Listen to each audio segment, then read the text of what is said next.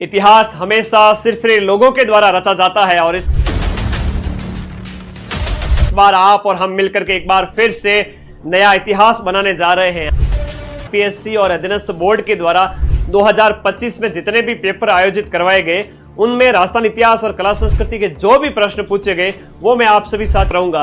आप किसी भी एग्जाम को देने जा रहे हैं और आपने अभी तक राजस्थान इतिहास कला संस्कृति नहीं पढ़ा है तो ये क्लास देख करके चले जाइएगा। 90% तक के क्वेश्चन हूबहू आपको एग्जाम में मिल जाएंगे। इससे पहले मैंने 2023 के पेपर सॉल्व कराए थे जो आप सभी विद्यार्थियों के लिए ये क्लास लाइव रहेगी। तो अब एग्जाम का डर भूल जाइए और कह दीजिए एग्जाम से कि मिट जाऊं तेरी धमक से मैं वो साज नहीं और छोड़ दूं डर के मैदान मैं वो बाज नहीं। इतिहास हमेशा सिर्फ लोग कर दो सब्सक्राइब। मां सरस्वती के आदेश से आशीर्वाद से आप सभी का सिलेक्शन हो जाए इस साल 1 लाख से ज्यादा भर्तियों में। तो मां का आदेश है कि अपने इस चैनल को कर दो सभी साथी सब्सक्राइब। आइए स्टार्ट करते हैं। सबसे पहला क्वेश्चन आपके सामने, उससे पहले देख लो कितनी मेहनत हुई है। आरएस प्री से लेके लाइब्रेरियन, एग्रीकल्चर ऑफिसर से लेके पशु परिचर के पेपर मैंने सॉल्व नहीं कराए थे। सीईटी के पहले सॉल्व कराए थे, सीईटी ग्रेजुएशन और सीईटी 12th सॉल्व नहीं कराए थे जो इस क्लास में लेके आया हूं। रीट प्री 2025 ईओआरओ फर्स्ट ग्रेड के खतरनाक वाले पेपर, डिप्टी जेलर का पेपर, जेईएन मैकेनिकल इंजीनियर वाले फरवरी वाले पेपर, उसके अलावा पशुधन, पीटीआई और जो है आपके लेटेस्ट सारे पेपर ये लीजिएगा। सभी से सभी पेपर लेकर आ चुका हूं। इन्हीं में से शुरुआत करते हैं। सबसे पहले अपने आरएस प्री में पूछे गए प्रश्नों की। आप सभी साथी खुश होना। हाँ, 4th ग्रेड है, पटवार है, वीडियो है, लैब असिस्टेंट वाले बच्चे हैं और इसके साथ साथ मैं कहूँ आपको सब इंस्पेक्टर, रेट वाले बच्चे सभी के लिए बहुत इंपॉर्टेंट क्लास है। हो सके तो व्हाट्सएप स्टेटस पे लगा दो, सभी दोस्तों को शेयर हो जाएगी अपने आप ही, कहने की जरूरत ही नहीं पड़ेगी मुझे बार बार शेयर की। तो आ जाओ सभी साथी, शुरू करते हैं। सबसे पहले लिखिएगा, निम्न में से किस पुरास्थल की पहचान पुरातत्वविद टीएच हैंडले ने एक बौद्ध कस्बे के रूप में की है? कि भाई ये एक बौद्ध कस्बा हुआ करता था, ऐसा टीएच हैंडले ने कहा है। बताओ टीएच हैंडले ने किसको कहा है? ये सभ्यता हो जाती है नलियासर की सभ्यता। कौन सी है? नलियासर। और नलियासर आपके जयपुर के अंदर स्थित है। कहां पर है? नलियासर सभ्यता आपके जयपुर में। हालांकि बौद्ध के अवशेष यहाँ बौद्ध कस्बे नहीं बल्कि बौद्ध मठ वगैरह है वो बैराट से मिलते हैं। हम जिसकी बात करते हैं ना ये बौद्ध मठ वगैरह है और मौर्य काल के अवशेष वगैरह ये सब बैराट से मिलते हैं। लेकिन यहाँ क्या कहा जा रहा है कि एक बौद्ध कस्बा हुआ करता था, लोग यहाँ पर निवास करते थे। तो नलियासर की सभ्यता एक लोहयुगीन सभ्यता है। नलियासर की सभ्यता एक लोहयुगीन सभ्यता है जो कि आपकी जयपुर के अंदर स्थित है। कर्नल हैंडले और दयाराम साहनी इनके साथ में हुआ करते थे। आपके दयाराम साहनी दोनों ने मिलकर के यहाँ पर उत्खनन कार्य किया है। और इसके बारे में और लिखिएगा, 105 कुषाणकालीन मुद्राएं मिली है यहाँ से। 105 कुषाण जो आज से 2000 साल पहले की जो राजवंश है, कुषाणकालीन 105 कुषाणकालीन मुद्राएं मिली है। याद रखना आप सभी साथियों को। बूढ़ा पुष्कर की बात करें तो ये अजमेर में स्थित है। बूढ़ा पुष्कर कहां पर है? अजमेर में स्थित सभ्यता स्थल हो जाता है। ये इस तरीके से ऑपरेशन करते हुए मैं आगे बढ़ूंगा। पूरी क्लास के अंदर 500 से 600 प्रश्न है। 1 घंटे के अंदर मैं 40 से 50 क्वेश्चन व्याख्या सहित कराऊंगा ना, तब जाके 12 घंटे में 500 से ज्यादा क्वेश्चन कवर होंगे, है ना। एक एक क्वेश्चन लाया हूं सामने। डिटेल में करवाना है कि टिक लगा के आगे बढ़ना है? कमेंट बॉक्स में बता दो सभी साथी। होता है कई बच्चों को चींटियां काटने लगती है, गुरुजी फटाफट करो। तो फटाफट वाले बच्चे क्लास छोड़ के जा सकते हैं क्योंकि फटाफट तो होता भी नहीं है कभी कोई काम। फटाफट तो 2 मिनट की मैगी बनती है, उससे पेट खराब होता है ना। खिचड़ी दलिया बनाने में टाइम लगता है, राबड़ी में टाइम लगता है, पर लेकिन शरीर को गुणकारी होती है वो शरीर के लिए। तो डिटेल करवाना है ना, तो इसी तरह से खोल के कराऊंगा एक एक ऑप्शन को, ताकि 500-600 प्रश्न में तुम्हारे 3 से 4 हजार प्रश्न हो जाए और सिलेक्शन हो जाए सभी का। चलो धन्यवाद, आ जाओ। चलो ऐसा पहला प्रश्न आपके सामने है। चलते हैं हम दूसरे प्रश्न की ओर। लिख लीजिएगा। हाँ, ये पूरा पाषाण काल वाला है ना, बूढ़ा पुष्कर की बात करें, ये पूरा पाषाण का है। तो मैं तुम लोगों से क्या है कि बात करके ही आगे बढ़ूंगा, जैसा तुम लोग चाहोगे वैसा ही होगा, ठीक है। पूरा डिटेल में करवाना है। चलो घनी चौकी बात है, तो 12 घंटे तक थकना नहीं है, ठीक है। मदन सर तो पैरों पे खड़े, तुम भी रहना बस बैठ करके, है टिक कर बैठ जाना। एग्जाम हॉल में 3 घंटे बैठना पड़ेगा। मारवाड़ के शासक राव चुंडा के बारे में प्रश्न आया है। राव चुंडा के संबंध में निम्नलिखित कथनों पर विचार कीजिए और निम्नलिखित में से दिए गए विकल्प हैं, ऐसे ही प्रश्न आज के टाइम में आ रहे हैं। आरएस प्री का कठिनतम पेपर था। राव चुंडा को मंडोर दहेज में मिला था, बिल्कुल सीधी सी बात है कि ये आपको इंदा प्रतिहारों से चुंडा को ये दहेज में मिला था। ये एकदम सही बात है। राव चुंडा के बाद में रणमल राजगद्दी पर बैठा, क्या ये दोनों कथन सही है? तो ये चुंडा को जो है मंडोर दहेज में मिलता है, इसके ऊपर बात करते हैं। सबसे पहले लिखिएगा यहाँ पर जो है इसके बाद रणमल नहीं बैठा था बेटा, कान्हा बैठा था, जो 1423-24 में है ना, ये कान्हा हो जाएगा। इसके बाद में जो मारवाड़ के राजवंश से संबंधित हम बात करें, 1423-24 में कान्हा बैठा था। तो वंशावली वृक्ष कई बार दिया जाता है कि इसके बाद में कौन राजा बनता है, आपको बताना है। तो कान्हा बैठा था, रणमल नहीं बैठा था। ये इंदा प्रतिहारों से इसको प्राप्त होता है। 1400 देखो चुंडा के टाइम की बात करें, 1394 से लेकर के 1423 और 1390 के आसपास, उसी 1390 के दशक में इंदा प्रतिहारों की बेटी से शादी की थी। तो इंदा प्रतिहारों ने डायजे में दिया था कि भाई ले तेरे को मंडोर देते हैं। तो वही उस समय की बात है, आप लोगों को याद रखनी है। अब चुंडा के बारे में कई बार प्रश्न आते हैं कि चुंडासर तालाब है, चांद बावड़ी है और सामंत प्रथा है। ये प्रश्न कई बार एग्जाम में पूछे जाते हैं। जोधपुर के अंदर ये आपका चुंडासर तालाब बनवाया था। चुंडा ने क्या बनवाया था?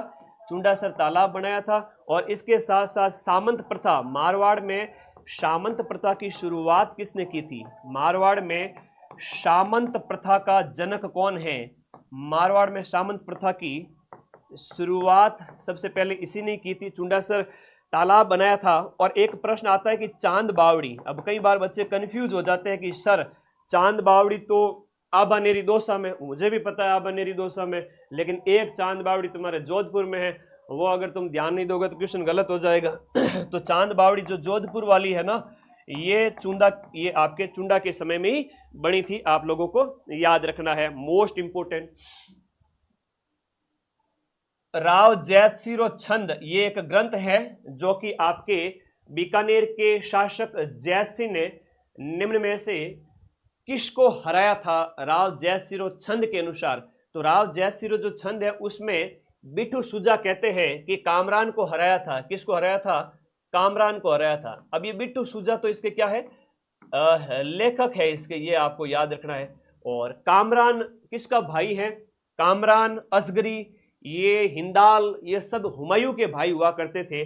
तो ये दोनों क्या थे? भाई थे। तो कामरान के साथ में क्या हो गई थी? लड़ाई हो गई थी। और बीकानेर के शासक हुआ करते थे जैतसिंह, इनके साथ में लड़ाई हुई थी। तो यहां पर ये आप लोगों को ये याद रखना है कि कामरान को हराया था। भटनेर किले पर आक्रमण किया था। ठीक है, इसने किस किले पर आक्रमण किया था? भटनेर पर आक्रमण किया था। अब कई बार नए नए प्रकार के प्रश्न पूछ लेती है आरपीएससी अधीनस्थ बोर्ड। राव जयसिंह छंद बिट्टू सुजा ने लिखा, ये तो सबको पता है। अब ये पूछेंगे इसके अंदर छंद कितने हैं? तो राव जयसिंह जो छंद है इसके अंदर 401 छंद है। कितने हैं? 401 छंद है। इस लेवल का नॉलेज अगर है तो ही मामला सही है, वरना मामला गड़बड़ है। आगे आ जाओ। निम्नलिखित में से ओजियाना के उत्खनन में कौन शामिल थे? ओजियाना जो संस्कृति है उसकी हम बात करें, नवीन जिलों के अनुसार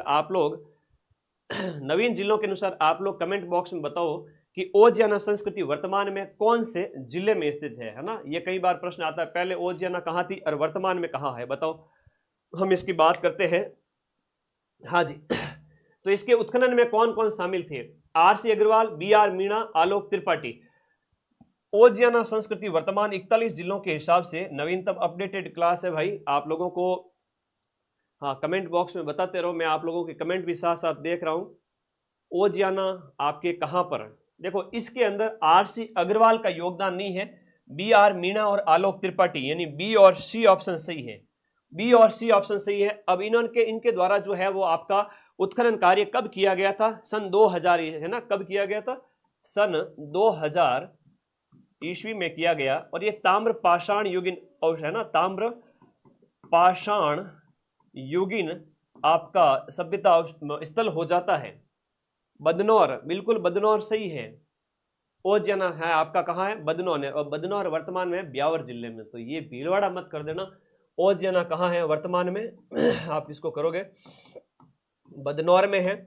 और ये आपका ब्यावर में पड़ता है वर्तमान में। अब पहले वाला तो भीलवाड़ा में था, मामला चल जाता था, ठीक है। और अब यह आपको नया जिलों के अनुसार याद रखना है। अब ओजियाना से क्या क्या मिला है, क्योंकि कई बार परीक्षा में अवशेष पूछ लिए जाते हैं। तो अगला पॉइंट लिख लो कि ओजियाना से प्राप्त जो अवशेष है ना, ज्यादा नहीं है, की पॉइंट लिखाऊंगा 2-3। पीवाईक्यू क्या होता है कि कोर एरिया है, वहीं से हर बार परीक्षा में प्रश्न आते हैं। अगर आपने वो देख लिए तो आपको पढ़ने का ढंग पता चल जाएगा, ठीक है मेरे भाई। हाँ, खारी नदी के किनारे, बिल्कुल सही है ना, खारी नदी। तो ये भी याद रखो। इसके साथ साथ अवशेष में लिखो टेराकोटा का बैल और तांबे की मूर्तियां मिली, विशेष रूप से तांबे की चूड़ी मिली, एक तो तांबे की चूड़ी। टेराकोटा आप सबको पता है, मोलेला गांव राजसमंद वर्तमान में फेमस है, लेकिन टेराकोटा होता है मिट्टी की मूर्तियां। तो टेराकोटा की मूर्तियां कहां से मिली राजस्थान में, यह प्रश्न एग्जाम में आता है। तो आप लिखोगे टेराकोटा की मूर्तियां, और वो भी गाय बैल वगैरह इन सभी की। तो मिट्टी की मूर्तियां मिली है, तांबे की चूड़ी मिली है। 2000 में बी.आर. मीणा, आलोक त्रिपाठी, इनके द्वारा उत्खनन किया गया। चल मेरी डोल की डमाक डम। आगे देखो अगला प्रश्न, बिजोलिया किसान आंदोलन। बिजोलिया किसान आंदोलन के संबंध में नीचे दिए गए कथनों पर आपको विचार करना है, और एग्जाम में बिजोलिया हमेशा पूछा जाता है। हाँ जी, बिजोलिया किस, देखो क्वेश्चंस मेरे पास इतने हैं कि 12 घंटे में मैं इनको खोल के कराऊंगा आराम से, तो एक एक क्वेश्चन समझ में आएगा। एग्जाम में क्वेश्चन तुम्हारे गलत होंगे ही नहीं आगे, ठीक है। ये तो ध्यान रखना ही तुम लोगों को, जल्दबाजी नहीं करेंगे। बिजोलिया किसान आंदोलन के संबंध में दिए गए कथनों पर आपको विचार करना है कि बिजोलिया किसान आंदोलन संबंधी जानकारी देने हैं तो विजय सिंह पथिक है वो गांधी जी से मिलने वर्धा गए थे। ये कथन यहां पर क्या है, गलत है। प्रयाग के अभ्युदय और कलकत्ता के भारत मित्र समाचार पत्रों ने बिजोलिया किसान आंदोलन संबंधी समाचार पत्रों का नियमित रूप से प्रकाशन किया था, ये बिल्कुल सही है। और बार बार परीक्षा में प्रश्न आ रहा है कि बताइए बिजोलिया किसान आंदोलन की खबरों को कौन कौन से न्यूज़पेपर ने प्रकाशित किया था। यह केवल बी कथन यहां पर सही है, आरएस प्री में आया था, बी कथन यहां पर सही है। बिजोलिया के 3 चरण है भाई, 1897 से लेकर के और ये 1941 तक देश का सबसे बड़ा जो किसान आंदोलन है ये हुआ करता था। जहां पर हम बात करते हैं 1903 का जो चौरी कर है ना, 1903 का चौरी कर है, फिर 1906 का वो तलवार बंदाई कर लगाया गया था, ठीक है। ये बड़े अच्छे प्रश्न है, परीक्षा में पूछे जाते हैं। चौरी कर है तो ये कृष्ण सिंह के द्वारा लगाया गया था। कई बार प्रश्न आ जाते हैं, बताओ ये चौरी कर किसके द्वारा, चौरी तो भगवान श्री कृष्ण की, ऐसे याद करो। तो कृष्ण सिंह ने लगाया था। जनता बड़ी नाराज हो गई थी कि हाँ चौरी कर लिया जा रहा है। तलवार बंदाई कर है, तलवार जीता, मतलब तलवार के सहारे जीता जाता है किसको, पृथ्वी को, तो पृथ्वी सिंह ने वो लगा दिया था। अब एक प्रश्न ये आया था कि बिजोलिया के अंदर कितने प्रकार की लागतें ली जाती थी, कितनी प्रकार की लाग ली जाती थी, तो 84 प्रकार की लाग थी। कितने प्रकार की, 84 प्रकार की लागतें ली जाती थी, है ना। लाग बाग बैठ बेगार, लाग बाग बैठ बेगार के खिलाफ किसानों ने आवाज उठाई थी। इनका शोषण हो रहा था, बेगार प्रथा, मतलब पैसे नहीं दिए जा रहे थे बदले में, मतलब काम के बदले कुछ भी नहीं दिया जा रहा था, शोषण इनका हो रहा था, इसलिए इन्होंने आवाज उठाई थी। विजय सिंह पथिक ने इसके दूसरे चरण का नेतृत्व किया था। हम बात करें तो 1916 से 1923, और एक पहला चरण था आपका 1897 से लेकर के और आगे हो जाएगा 1916 तक स्थानीय लोगों के द्वारा। फिर 1923 से लेकर के 1941 तक एकीकरण। इसके बात करें तो बिजोलिया किसान आंदोलन के यहाँ पर 3 चरण है, और कई बार परीक्षा में प्रश्न आता है बिजोलिया किसान आंदोलन के जनक कौन है, पिता कौन है, साधु सीताराम दास। याद करना, साधु सीताराम दास, साधु, ये प्रश्न बार बार आते हैं। और बिजोलिया से संबंधित नए नए प्रकार के प्रश्न आगे और बताऊंगा। साधु सीताराम दास इस आंदोलन के क्या थे, जनक थे। याद करना भाई, पहला चरण है वो स्थानीय लोगों के द्वारा नेतृत्व किया जाता है, और दूसरे चरण में जो नेतृत्व किया जाता है वो आपके विजय सिंह पथिक द्वारा। और कई बार परीक्षा में प्रश्न आता है कि विजय सिंह पथिक के द्वारा बिजोलिया किसान आंदोलन का नेतृत्व कौन से चरण के अंदर किया गया था। फिर जमनालाल जी बजाज हो जाते हैं, मतभेद के बाद विजय सिंह पथिक जी चले जाते हैं, तो ये आपका जमनालाल बजाज है वो आपके तीसरे चरण के क्या होते हैं, लीडर होते हैं। ये प्रश्न ऐसे पढ़ोगे ना तो मजा आएगा, बाकी तो पोथी पढ़ पढ़ जग मुआ, सिलेक्शन भयानक कोई। पीवाईक्यू का ट्रेंड देख लो, तुरंत सिलेक्शन होए। अब पीवाईक्यू के नाम से जो माइंड मैप का ट्रेंड है वो हर कोई फॉलो करे, अच्छी बात है। मैं तो चाहता हूँ कि सभी बच्चों को पढ़ाए, 90% तक मैं पहुंच पाऊंगा, 10% तक मैं नहीं पहुंच पाऊंगा, लेकिन ये एक क्लास देख ली पीवाईक्यू, इसके अलावा टाइम वेस्ट करने की जरूरत नहीं है आप लोगों को कहीं पर भी। तो बिजोलिया याद रह जाएगा, सबसे बड़ा किसान आंदोलन है ना, ये आपको याद रखना। ये सामान्य प्रश्न आता है, सबसे बड़ा किसान आंदोलन 1903 का चौरी कर, फिर आपका 6 का तलवार बंदाई कर, ये सब आप लोगों को याद रहने चाहिए। अब ऐसे ऐसे क्वेश्चन आ रहे हैं, देखो राखियो, मैं माइंड मैप में ऑफर कभी नहीं देता हूं, मेरी फीस ऑलरेडी बहुत कम है, ये बच्चे कमेंट कर रहे हैं बार बार में। ऑफर तो वो देते हैं जिनके कोर्स नहीं बिकते हैं भाई, जिनको 90% क्वेश्चन मिलते हैं, भरोसा वही कोर्स लेवे, बाकी मुझे 2 रुपये कम भी मिलेंगे तो मुझे पैसे नहीं चाहिए। मैं यूट्यूब की सारी ऐड बंद कर रखा हूँ, चाहूँ तो महीने के लाखों रुपए कमा सकता हूँ। तुम लोग एक बार कमेंट बॉक्स में बता दो, क्या मेरे किसी वीडियो पे ऐड आती है क्या? जबकि मेरे पर डे के 48 घंटे के व्यूज होते हैं, 9 लाख 10 लाख व्यूज, उस पर मैं चाहूँ तो रोज के हजारों रुपए इस तरह से कमा सकता हूँ, उस महीने के लाखों रुपए मिलेंगे मुझे। और आते भी थे पहले, मैंने बंद कर दिए, मैंने कहा नहीं चाहिए, बच्चों की पढ़ाई डिस्टर्ब होती है और दूसरे चैनल पे जाना ऐड स्टार्ट होती है, तो मुझे कोई पैसे का वो लालच नहीं है, ऐड भी ऑफ करी हुई है। तो भाई कोर्स तो जिन बच्चों को विश्वास हो मेरे के 90% क्वेश्चन मिलते हैं वही लेवे, बाकी दूसरी जगह से ले लेवे, सेकंड टाइम भरोसा हो जाएगा। ठीक है, ओके, थैंक यू भाई। ऐड बंद ही रखूंगा मैं, चिंता मत करो, मुझे नहीं कमाने पैसे, यूट्यूब से लाखों रुपए आते हैं, कसम विद्या माता की लाखों रुपए आ सकते हैं, मैं नहीं ले रहा हूं। एक लेवल के बाद शिक्षक के लिए धन इंपॉर्टेंट नहीं होता है, मेरी जरूरतें पूरी हो जाती है, उससे ज्यादा मुझे नहीं चाहिए। 1945 का याद करो, डेट है 1945, बहुत प्यारा क्वेश्चन है और मैं तो कहता हूं रिपीट होगा।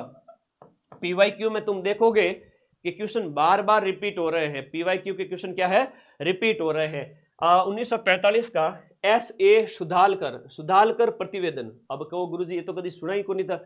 सुधालकर प्रतिवेदन निम्न में से किस देशी रियासत से संबंधित है? तो देशी रियासत जो है प्रशासनिक सुधार के संबंध में जोधपुर के संबंध में है, ये इसका राइट आंसर हो गया आपका। 1945 का सुधालकर आयोग का संबंध है आपके जोधपुर से संबंधित है, और जोधपुर के अंदर हम इसकी बात करें तो संवैधानिक सुधारों के लिए लाया गया था, संवैधानिक सुधार है तो। ठीक है भाई, ओके, क्लियर है? हाँ, तुम लोगों के कमेंट बीच बीच में मैं देखता रहूंगा फोन में, बाकी इतना टाइम तो है नहीं मेरे पास।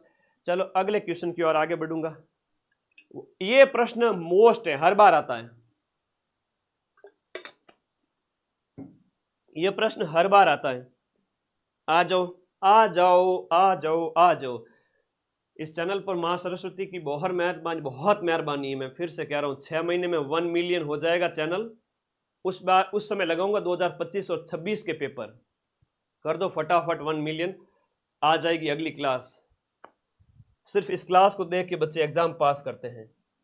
वॉल्टर कृत राजपूत हितकारिणी सभा के संबंध में, वॉल्टर कृत राजपूत हितकारिणी सभा के संबंध में कौन सा कथन है वो गलत है? अब देखो, इतना प्यारा क्वेश्चन, इससे कठिन प्रश्न कोई नहीं आएगा, ऐसे ही प्रश्न आएंगे, भले ही 2025 हो भले ही 2030 हो। तो यहां ये कहा जा रहा है जिसकी स्थापना 1988 में हुई थी, ये राइट कथन है। 1988 में कर्नल एम वॉल्टर के प्रयासों से वॉल्टर कृत हितकारिणी सभा की स्थापना होती है, और इसका उद्देश्य राजस्थान में राजपूतों का सही है, लेकिन दलितों का यहाँ कोई आंसर ये सही नहीं है। इस प्रकार से दलितों के लिए सुधारात्मक कार्य करना था।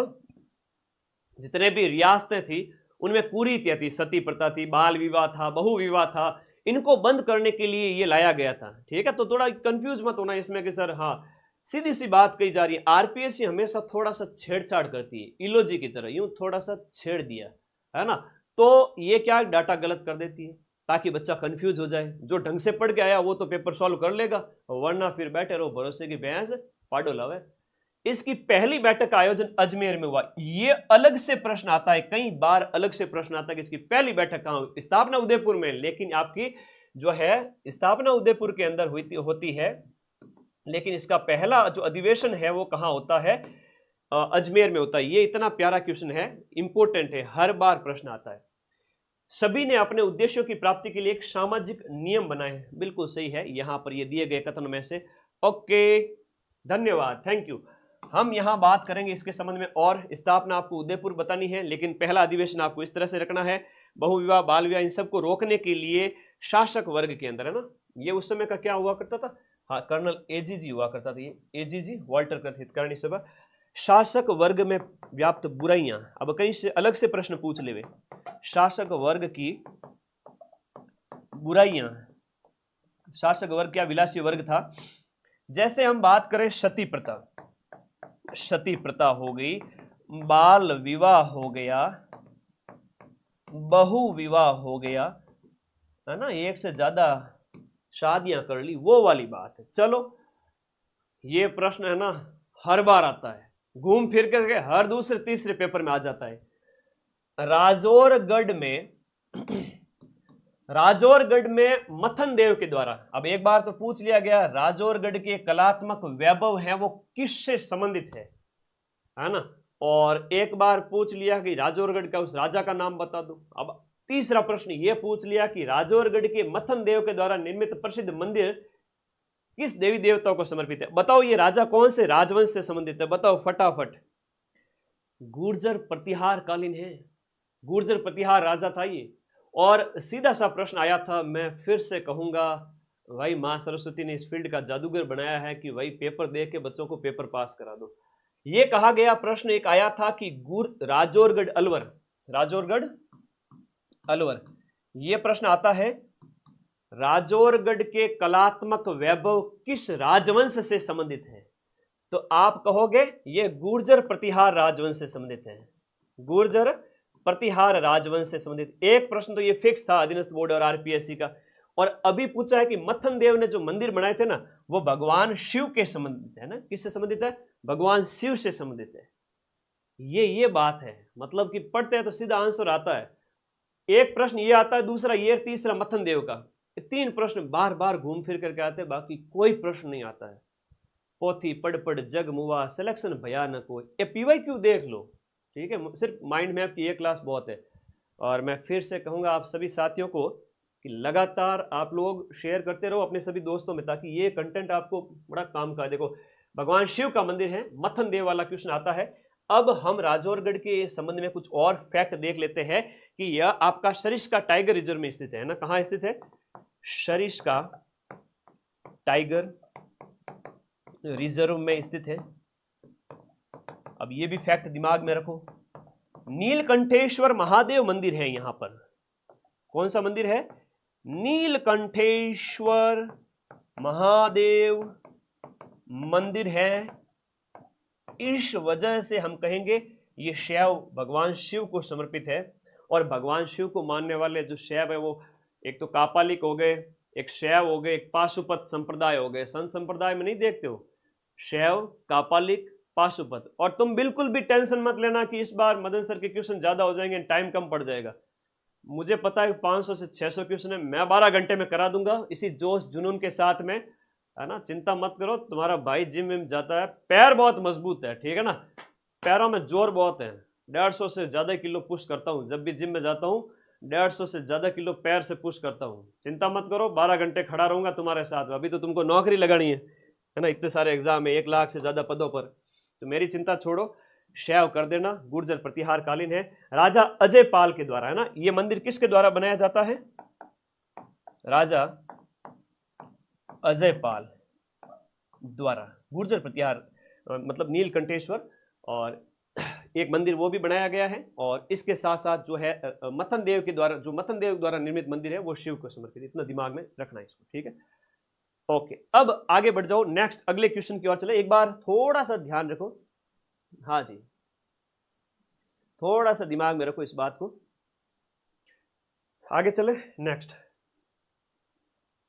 अगले प्रश्न को देखिएगा, और तुम्हारा भाई तुम्हारे लिए वाद्य यंत्र चुटकी में याद करा के जाएगा। अभी 75 से ज्यादा वाद्य यंत्र तुम्हारे खोपड़ी में सेट करूंगा। आ जाओ, गुरुजी समझ में कौन नहीं आता है? मुझे पता है ना, होशियार से होशियार बच्चे को समझ में नहीं आता है।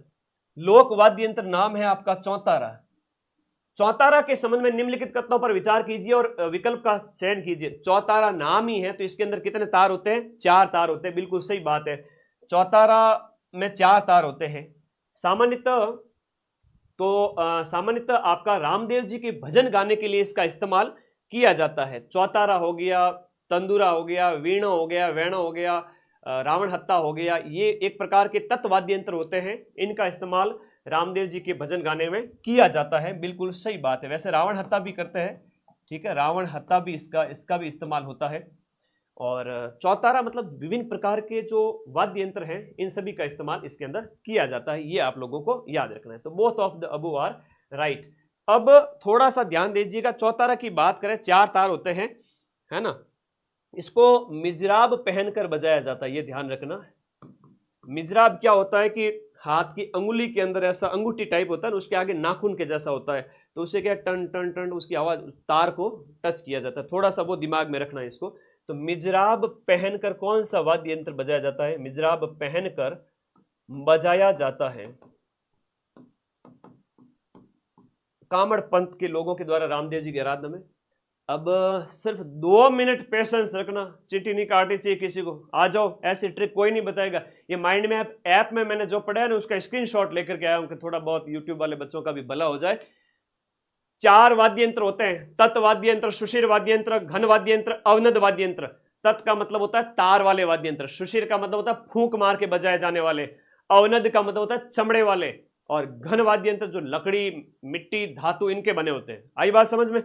सबसे पहले तत्वाद्य यंत्र। तत्वाद्य यंत्र कौन होते हैं? कौन से होते हैं? जो तार से बने होते हैं, तार से बने होते हैं। तो मेरी क्या है कि तारा नाम की शिष्या है, तो तार से तारा याद रह जाएगा।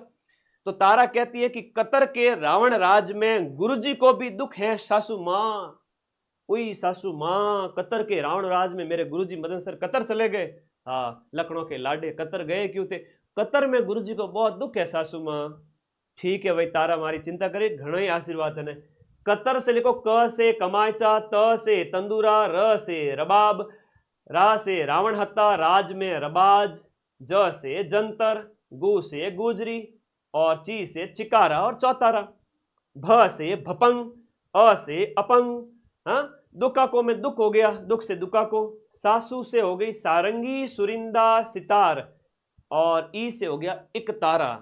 आया मजाक नहीं आया ये बताओ पहले तो।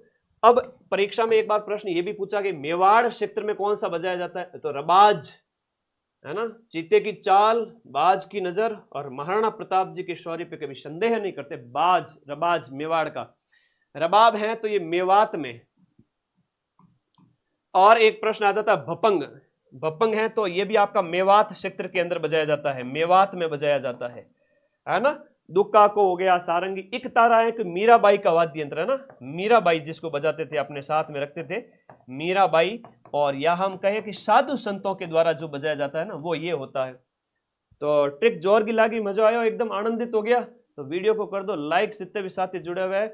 हाँ जी, एकदम बढ़िया तरीके से। ये तो हो गए आपके तत् वाद्य यंत्र। तत् के बाद छोड़ूंगा ही नहीं तुम लोगों को। 15 याद करा दिए, 15 और याद करा दूं।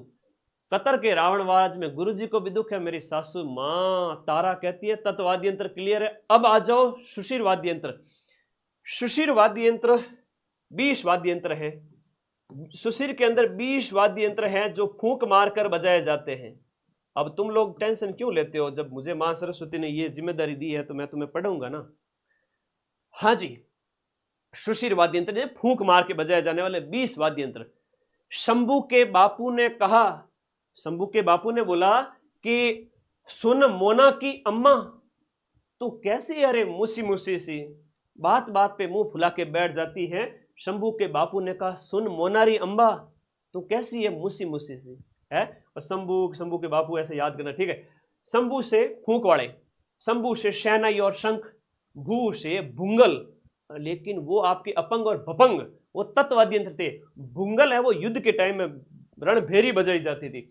बापू से बांसुरी और पुंगी, कहता तेरी पुंगी बजा दो, आज चौराहे पे मिल तो सही तू, ठीक है ना, पुंगी बजा दो। तो वो पुंगी ये होती है, ठीक है, याद रखना।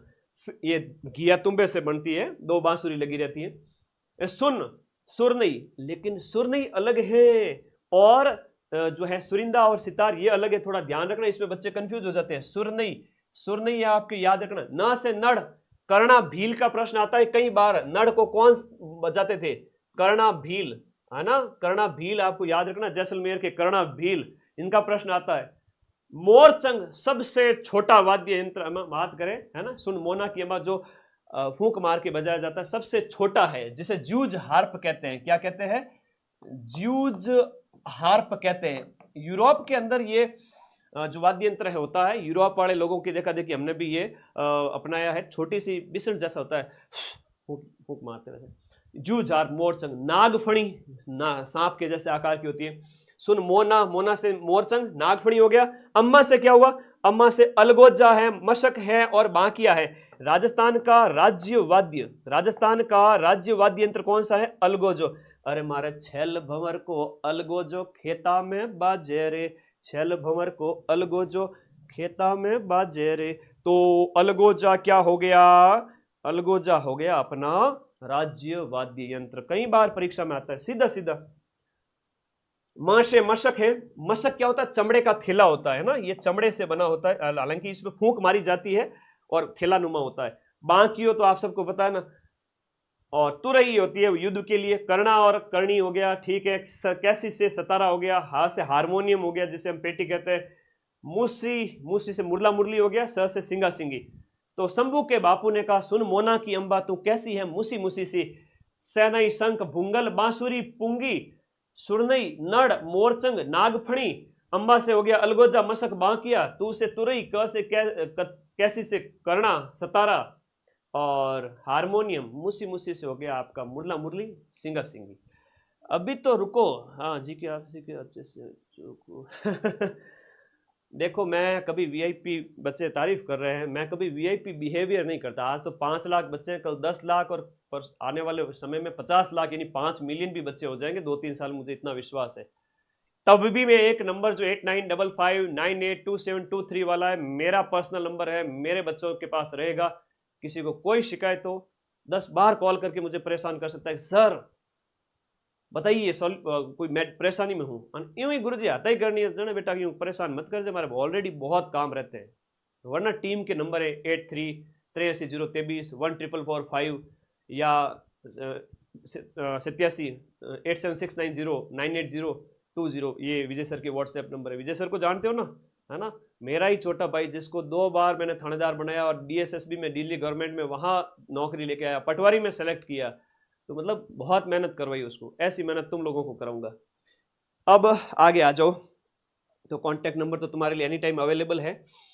चलो, अब अगला 23 वाद्य यंत्र और है। तो गुरुजी तत्व वाद्य यंत्र हमने पढ़ लिए, गुरुजी हमने तत्व वाद्य यंत्र पढ़ लिए 15, 16, 20 वाद्य यंत्र पढ़ लिए सुशीर वाले। अब जो बारी है वो है आपके अवनद वाद्य यंत्रों की। किसकी?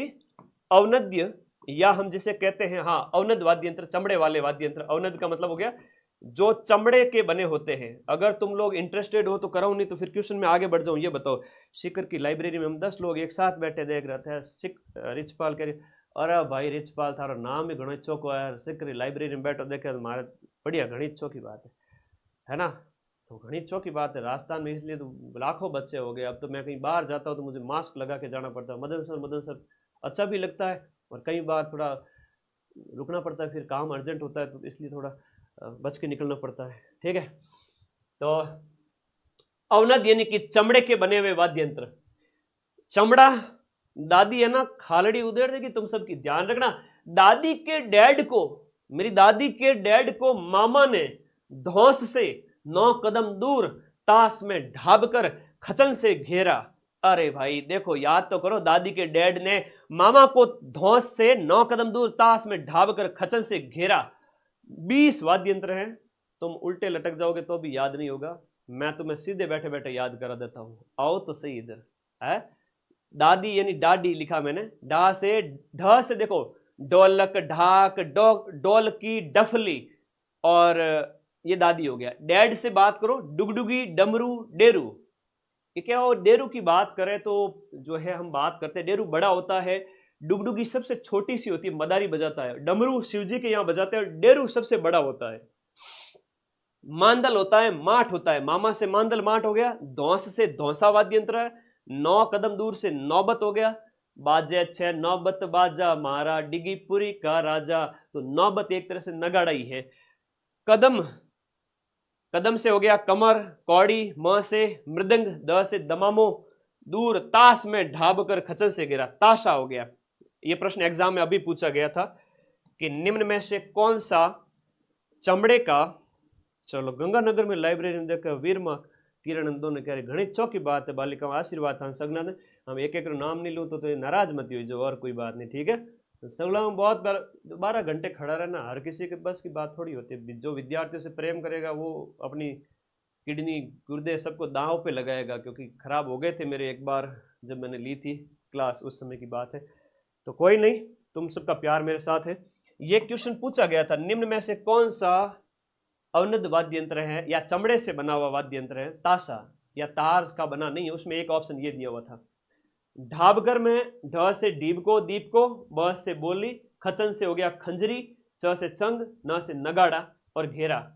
तो दादी के डैड को मामा ने 9 कदम दूर ताश में ढाबकर खचन से घेरा। तो भाई स्क्रीनशॉट तो ले ही सकते हो, थाने स्क्रीनशॉट ले, उन्हें टाइम दूंगा मैं, ठीक है। लो स्क्रीनशॉट लो, एक तत् का ले लिया, हाँ ले लिया। फिर देखो सुशीर, इसका भी ले लो, और फिर इसका भी ले लो, और लास्ट है जिसका नाम क्या है, ये भाई ये है आपके घनवाद्य यंत्र, घनवाद्य यंत्र है ना, जो आपके धातु से बने होते हैं, जो मिट्टी से बने होते हैं, जो धातु या मिट्टी से बने होते हैं। मगरमच्छ श्रीमान जी, और देखो मगरमच्छ श्रीमान जी जांच में रम कर, ये क्या जांच कर रहा है वहां पानी के किनारे, कोई हिरण शेर नहीं आ रहा है, शिकार कर लूं उसका, हिरण या तेंदुआ वगैरह। तो मगरमच्छ श्रीमान जी जांच में रम कर, है नदी किनारे जमकर, हाथ में थाली भरकर घंटी लेकर खड़े हैं, राम राम राम राम कर रहे हैं, और शिकारी आएगा तो खा जाएंगे एकदम से। मगरमच्छ से हो गया कागरच, श्रीमान से हो गया श्रीमंडल, जांच से हो गया जांजर और चिमटा, रम से हो गया रमजोड़, और क से हो गया करताल, है ना, करताल अलग होता है, खड़ताल अलग होता है। हाथ से हो गया हाकल, म से हो गया मंजीरे, थ से थाली हो गया, और भरकर से भरनी हो गया, घंटी, घड़ा, गुरालियो, गुगरू, ये भी हो गए। अब लेजिम है वो आपका गरासियों के लिए है ना, विशेष रूप से गरासियों से संबंधित है लेजिम, है ना, गरासिया, ये कई बार प्रश्न आता है गरासियों का वाद्य। अब खड़खड़ खड़खड़ खड़खड़ है, खड़क सिंह के खड़कने से खड़कती है खिड़कियां, खिड़कियों के खड़कने से खड़कता है खड़क सिंह। खड़काल, खड़ताल क्या है? लकड़ी के पाटे होते हैं। खड़ताल का जादूगर किसे कहते हैं? कमेंट बॉक्स में बताओ फटाफट। अरे धन्यवाद भाई। चलो, ये खड़ताल होता है, लकड़ी के पाटे होते हैं। किसके होते हैं? लकड़ी के होते हैं। और करताल होते हैं जिसमें क्या होता है, छोटे छोटे मंजीरे भी लगे रहते हैं लकड़ी के पाटों के साथ में। तो गणित चौके लागी था लोगों ने ये क्लास, तो इसका भी स्क्रीनशॉट ले लो, फिर मैं आपके क्वेश्चन आगे बढ़ूंगा।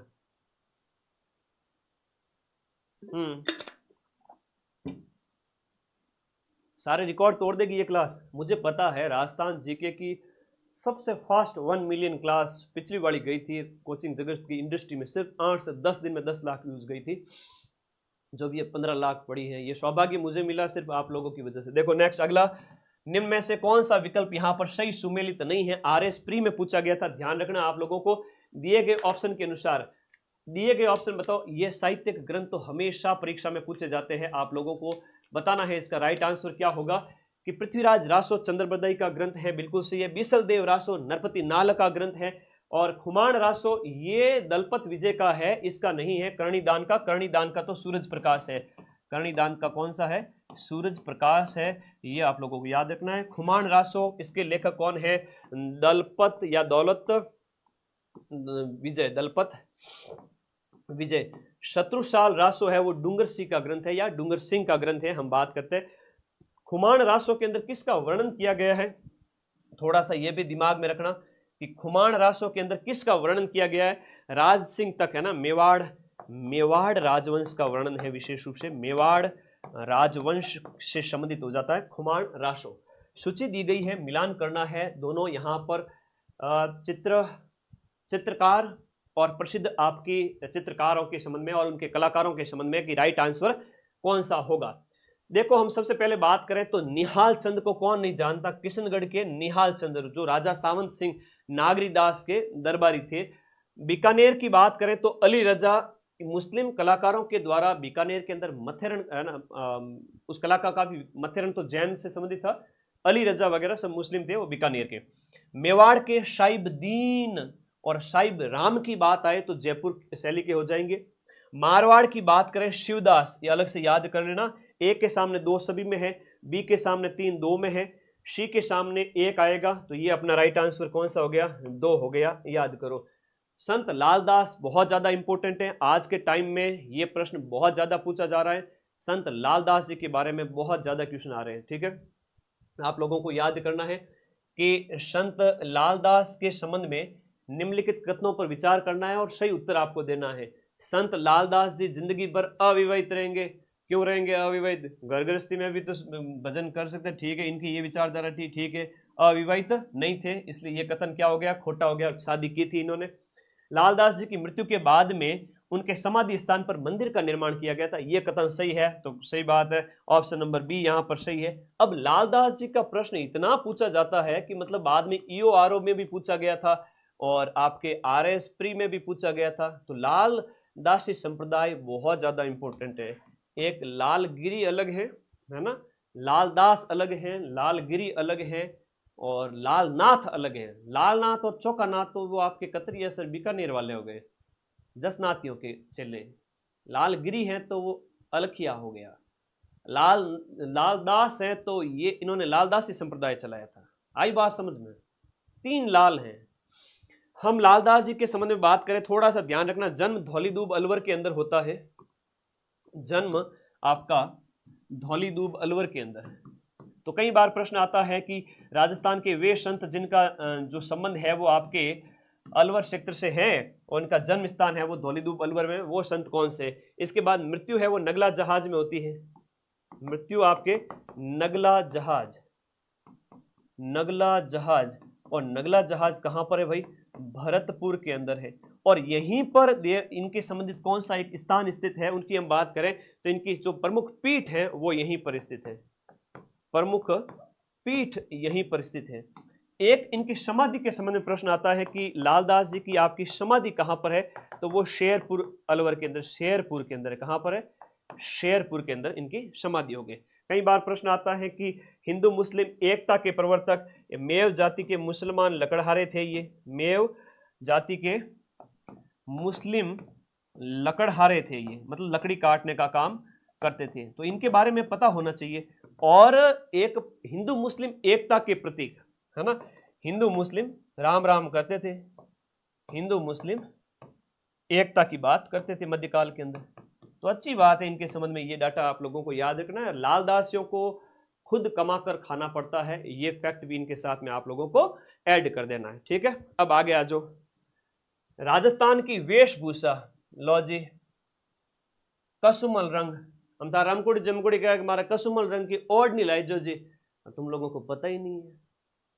मंगाई थी कसुमल, लेके चला गया नीली पीली, है ना, तो नीले पीले हो जाओगे तुम। याद रखना कसुमल है लाल रंग, कसुमल है लाल रंग, तो कसुमल रंग है वो आपका लाल रंग है, याद कर लेना, ठीक है, ओके। हाँ जी, अब मैं राजस्थान के एकीकरण में बार बार माथाफोड़ी नहीं करना चाहता, एकीकरण का जो भी क्वेश्चन आए मैं उसमें बार बार कुछ भी नहीं लिखाना चाहता, इसलिए एक ही क्वेश्चन के अंदर सारे डाटा लिखा दूंगा, उसके बाद मैं सीधा टिक करूंगा, आगे बढ़ूंगा।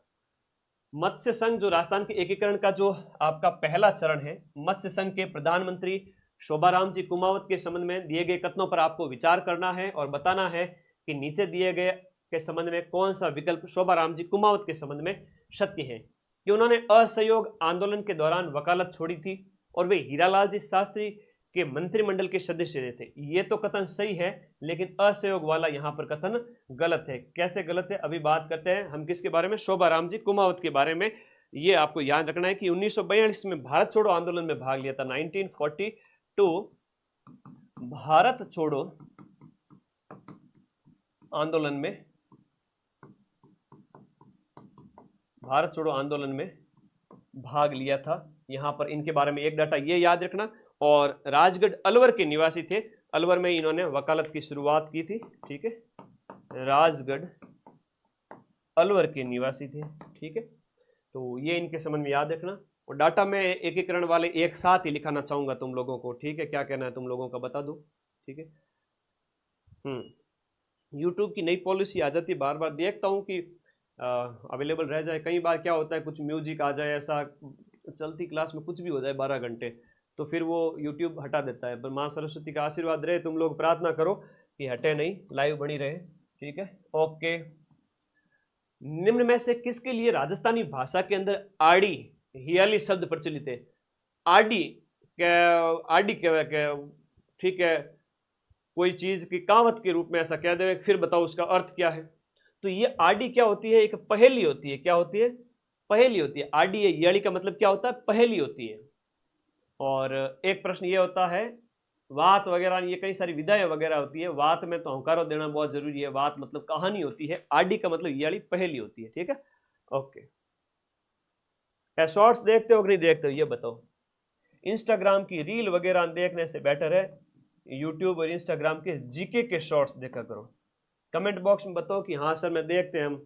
देखो सारे ही शॉर्ट्स आप लोग देखते हो, जहां मैं चर्चित स्थान के बारे में बताता हूँ कि गाजर मंडी वो गंगानगर में खुली है, और या राजस्थान करंट के बारे में बता दिया। ऊंट दौड़ अभी 6 जुलाई को हुई थी पुष्कर अजमेर में। एक 50 सेकंड का शॉर्ट होता है, फटाफट मदन सर का शॉर्ट आएगा, क्लिक करो और आगे शेयर करो दोस्तों में। तुम लोग कई बार व्हाट्सएप पे लगाते हो स्टेटस पे, मुझे बहुत अच्छा लगता है कि मैं 1 मिनट का शॉर्ट बनाता हूँ। हालांकि उसके ऊपर मेहनत लगती है, 1 मिनट के शॉर्ट को बनाने में 1-1.5 घंटा लगता है ना। डिजाइनर को उसको तैयार करने में 4 से 5 घंटे लगते हैं। ग्राफिक डिजाइनर जो होता है उसको, लड़के को, मेरा जो काम करता है मेरे साथ, तो वो बंदा बना के भेजता है, फिर मैं अपलोड करता हूँ। आज सुबह भी एक अपलोड किया है, तभी आया तुम क्लास में, लखनऊ के लाडे हो सब। ठीक है, अरे भाई ये जीके का शॉर्ट है। ठीक है, चलो ये देखा करो तुम लोग। 1 क्लिक सीधा, मैं जीके ही देता हूँ, मैं कोई मोटिवेशन नहीं देता हूँ। एग्जाम में नानी याद आती है या फिर जीके याद आता है, ठीक है ना, तो मोटिवेशन नहीं, जीके। राजस्थान के अंदर ओरण शब्द का मतलब क्या है? अब RS प्री के खत्म होते हैं, लाइब्रेरियन के पेपर हुए थे 2025 के अंदर, अब वो भी सॉल्व करा देता हूँ। लाइब्रेरियन का 16 फरवरी को पेपर हुआ था, लाइब्रेरियन ग्रेड 2, याद है कि नहीं? ये भूल गए? अच्छा ठीक है,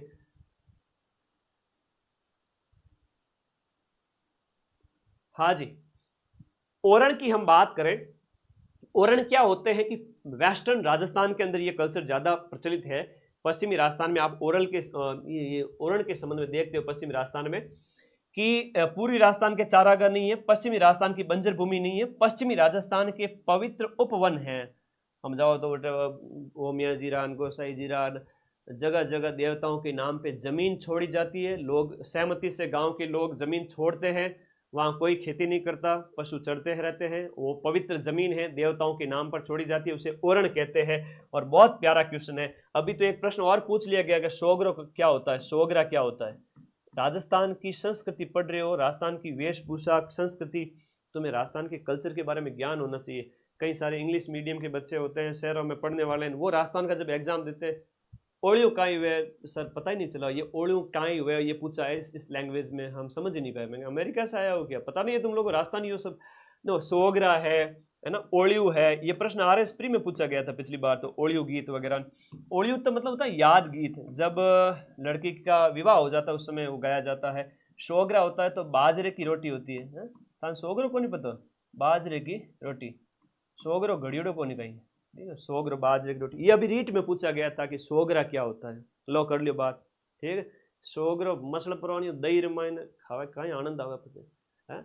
सबड़ का लवे, सबड़ का मतलब होता है जो होता है ना पेस्ट, उसको एकदम एक हाथ से भोजन करते हैं, आवाज जो आती है उसे सबड़ का बोलते हैं। लिखा करो, कई सारी रचनाओं के नाम है सबड़ का आता है उसमें, ठीक है।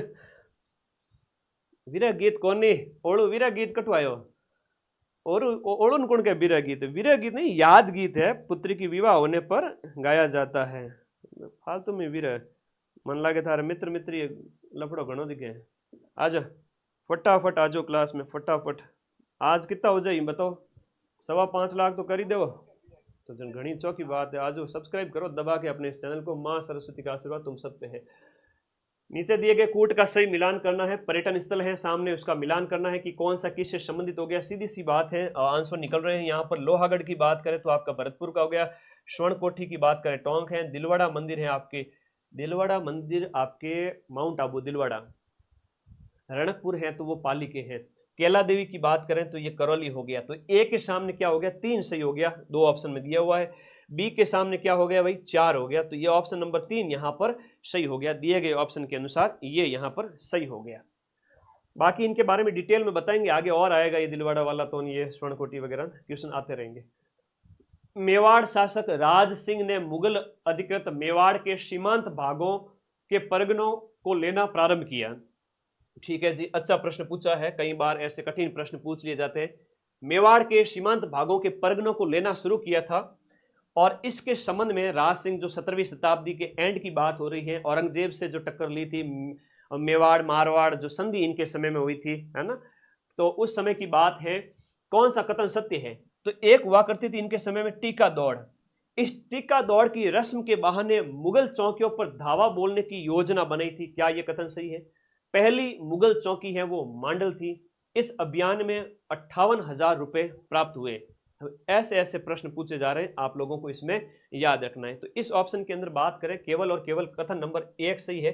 टीका दौड़ के बहाने टीका दौड़ हो रही है और मुगलों की चौकियों पर जाकर के धावा बोल दिया जाता था। 1657 के अंदर लिखिएगा, इसकी योजना बनी थी। 1657 में टीका दौड़ योजना। कई बार नए प्रश्न होते हैं, बच्चे कंफ्यूज हो जाते, सर ये कहां से आ गया, किताब हम पढ़ा ही नहीं। कुछ गुड क्वेश्चन होते हैं, ठीक है। टीका दौड़ की योजना 1657, और 2 मई 1658 को इन्होंने 2 मई 1658 को कुछ मुगल चौकियों पर हमले किए थे। उनकी बात करें, 2 मई 1658 को दरिबा मांडल बनेड़ा, दरिबा मांडल बनेड़ा, और इसके साथ लिखो आपका शाहपुरा, ये प्राप्त किए।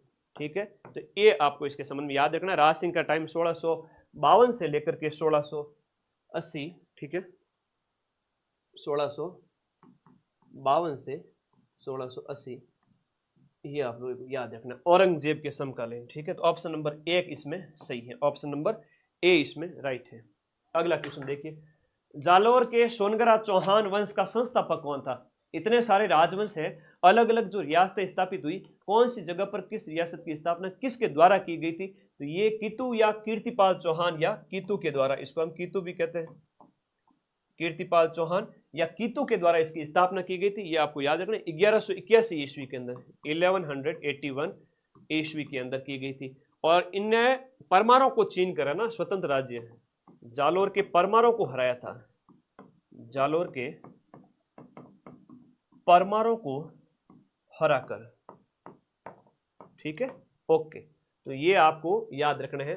जालोर के सोनगरा चौहान वंश, चौहानों की सत्ता आप सबको पता है कि 12वीं शताब्दी के एंड में बिखर गई जगह जगह। तो नाडोल हो गया, जालोर हो गया, इधर वो आपके रणथंभौर वाले हो गए, है ना, हाड़ा चौहान है तो वो भी इन्हीं की शाखा हो गई हाड़ौती क्षेत्र के अंदर। ये प्रश्न कई बार एग्जाम में आता है, सेकंड ग्रेड में आया था। ओके, ये बार बार आते रहते हैं प्रश्न। राजस्थान में वर पक्ष, राजस्थान में वर पक्ष का वधु के पिता द्वारा स्वागत किए जाने वाले रिवाज को कहते हैं? बारात गई, जानिए मैंने उतरे, ठीक है, बस से, और सामने वो फूल नगाड़े लिए, वो म्यूजिक वगैरह लिए खड़े हैं, अरे साहब वेलकम, पधारो साहब, पधारो पधारो, बहुत अच्छी की बात है, ठीक है। तो वो रिवाज क्या कहलाता है? मधुपर्क कहलाता है, मुकलावा कहलाता है, कि मायरा कहलाता है। देखो ये हम बात करें, बत्तीसी तो आप सबको पता है वो कुमकुम पत्री होती है, उसे कहते हैं। बत्तीसी जो है आपका सीधी सी बात है, आने का न्योता है, निमंत्रण है ना। ये तो विवाह का न्योता है, विवाह का निमंत्रण होता है, उसे आप बत्तीसी नूतना कहेंगे। ये मधुपर्क या सामेड़ा कहते हैं ना, मधुपर्क या इसको क्या कहते हैं? सामेड़ा। ये वेलकम करना है वो मधुपर्क या सामेड़ा कहलाता है। मुकलावा या गौना, मुकलावा गौना कहते हैं, या आणो, ओणो, ये आरएस प्री में 2021 में पूछा गया था, है ना। ये क्या है कि बालिग होने पर विवाह किया जाता है लड़का लड़की का, बालिग अवस्था में विवाह वापस से किया जाता है ना, तो क्या छोटे होते हैं तब तो बाल विवाह कर दिया जाता है, और जब बालिग हो जाते हैं तो लड़की को लड़के के घर ले आते हैं विवाह करके, वो मुकलावा, गौना या ओणो कहलावा है। क्या कहलाता है? ओनो। और ये प्रश्न एग्जाम में आया था RS प्री के अंदर, तब बच्चे कंफ्यूज हो गए थे, अरे यार ओणा क्या होता है ये, तो ये ध्यान रखना। मायरो तो आप सबको पता है कि भाई बढ़ता है बहन के बच्चों की शादी होने पर, है ना ये तो आप लोगों को पता ही है, भाई द्वारा बहन के बच्चों की शादी पर, तो ये तो आप सबको याद रहना चाहिए। तो ये सारी डाटा आप लोगों को दिमाग में ननियाल पक्ष के द्वारा, ठीक है, तो ननियाल पक्ष का हो गया, ठीक है, ओके, तो ये आप लोगों को याद रहेगा। नेक्स्ट आगे बढ़ते हैं। लालदासी वाला प्रश्न एक बार फिर से लाइब्रेरियन में पूछा गया था, URO में पूछा गया था, बार बार क्वेश्चन आ रहा है, ठीक है। बीरो भार भरने आयो, उमायर का गीत है, ठीक है। लालदासी संतों के लिए भिक्षावृत्ति है समझी जाती है। लालदासी संत भिक्षा नहीं मांगते, इसका मतलब ये है वे अपनी आजीविका परिश्रम से कमाते हैं। दिए गए ऑप्शन में आपको भिक्षावृत्ति है समझी जाती है और वे अपनी आजीविका परिश्रम से कमाते हैं, दिए गए ऑप्शन में कौन से कथन सही है? देखो, परिश्रम से दिए गए में दोनों ही कथन यहां पर सही है ना, दिए गए में दोनों ही कथन सही है, ये आप लोगों को याद रखना है। इनके लिए क्या एक रूल होता है, लालदासियों के लिए एक रूल होता है, क्या होता है? स्वयं कमाकर खाना, स्वयं कमाकर खाना। अब इसमें भिक्षावृत्ति है कि मांगना नहीं है, दे दो, नहीं, खुद कमा के खाओ, बात सही है, लेकिन मेहनत की रोटी, तो दोनों ही कथन सही है। ये मेहनत की रोटी खाते हैं और भिक्षावृत्ति को हे दृष्टि से देखते हैं, और अनिवार्य है परिश्रम से कमाना, बैठे बैठे नहीं खाना। ये आज के टाइम में ऐसे क्वेश्चन पूछे जाते हैं, और आप तो पढ़ते हो कि इनका जन्म धौलीदूब में हुआ, मेव लकड़हारे थे, हिंदू मुस्लिम एकता थे, नगला जहाज में इनका जो है पीठ है। ये प्रश्न कहाँ से आ गए? ये थोड़ा गुड पूछे जाते हैं, कर लोगे तो सिलेक्शन हो जाएगा, और कुछ क्वेश्चन छोड़ भी दोगे तो कोई फर्क नहीं पड़ेगा अगर आप सभी सब्जेक्ट में मास्टर हो तो। खनवा युद्ध के बारे में प्रश्न है। खनवा युद्ध से पहले बाबर ने किस हिंदू राजा के माध्यम से राणा सांगा को संधि जो है शांति समझौते का प्रस्ताव भेजा था? तो सिलहदी तंवर, डूंगरपुर के रावल उदय सिंह, गंगा और मेदिनी राय। तो सिलहदी तंवर है, इसका आंसर क्या हो गया? सिलहदी तंवर हो गया। ये आपका खनवा युद्ध के पहले। और खानजादा, ठीक है, एक जो याद रखो खानजादा नागौर के, वो भी साथ में था, खानजादा, इन दोनों को भेजा था, खानजादा नागौर, और जो आपका रायसेन का सिलहदी तंवर। और खनवा का युद्ध आपके 17 मार्च 1527, इस युद्ध से पहले 17 मार्च 1527, 17/3/1527 खनवा, भरतपुर की रूपवास तहसील में। खलकाणी माता, खलकाणी माता गदा मेला, गदा मेला, गर्दभ मेला, कई बार इसके अलग अलग नाम दे दिए जाते हैं, बच्चे कंफ्यूज ना हो। गर्दभ मेला या डंकी मेला ये भी कहते हैं ना, खलकाणी डंकी मेला। ये प्रश्न क्या है कि पिछले साल और इस साल 2-3 नाम से बार बार पूछ लिया गया। तो डंकी मेला जो है जयपुर के किस जिले में, जयपुर जिले के कौन से गांव में आयोजित किया जाता है? ये भावगढ़ बंदिया जो गांव है वहां पर मीणा और गुर्जर लोग विशेष रूप से इसमें बैलगाड़ी से भाग लेते हैं, प्रशासन की देख रेख में। ये आप लोग इसमें पढ़ते हो। लूणियावास जो है आप लोगों को याद रखना है, लूणियावास, इसमें गधों का मेला बढ़ता है। भावगढ़ बंदिया, लूणियावास जयपुर में, और गुर्जर और मीणा लोग ज्यादा भाग लेते हैं इसके अंदर, गुर्जर और मीणा लोग, ठीक है। निम्न में से किसके द्वारा 1857 की क्रांति के दौरान रानी लक्ष्मीबाई और तांत्या टोपे को आर्थिक सहायता उपलब्ध कराई गई थी? रानी लक्ष्मीबाई जी को और तांत्या टोपे को आर्थिक सहायता किसने दी थी? आप सबको पता है 1857 की क्रांति के भामाशाह किसे कहते हैं? 1857 की क्रांति के राजस्थान के अंदर प्रथम शहीद कौन थे? अब ये भी प्रश्न आता है, कमेंट बॉक्स में बता दो एक बार, ठीक है, बता दो। हाँ जी, इस 12 घंटे क्लास में मुझे माइक वगैरह प्रॉपर ध्यान रखने पड़ेंगे, हालांकि 4-4 घंटे क्लास तो चल जाएगी।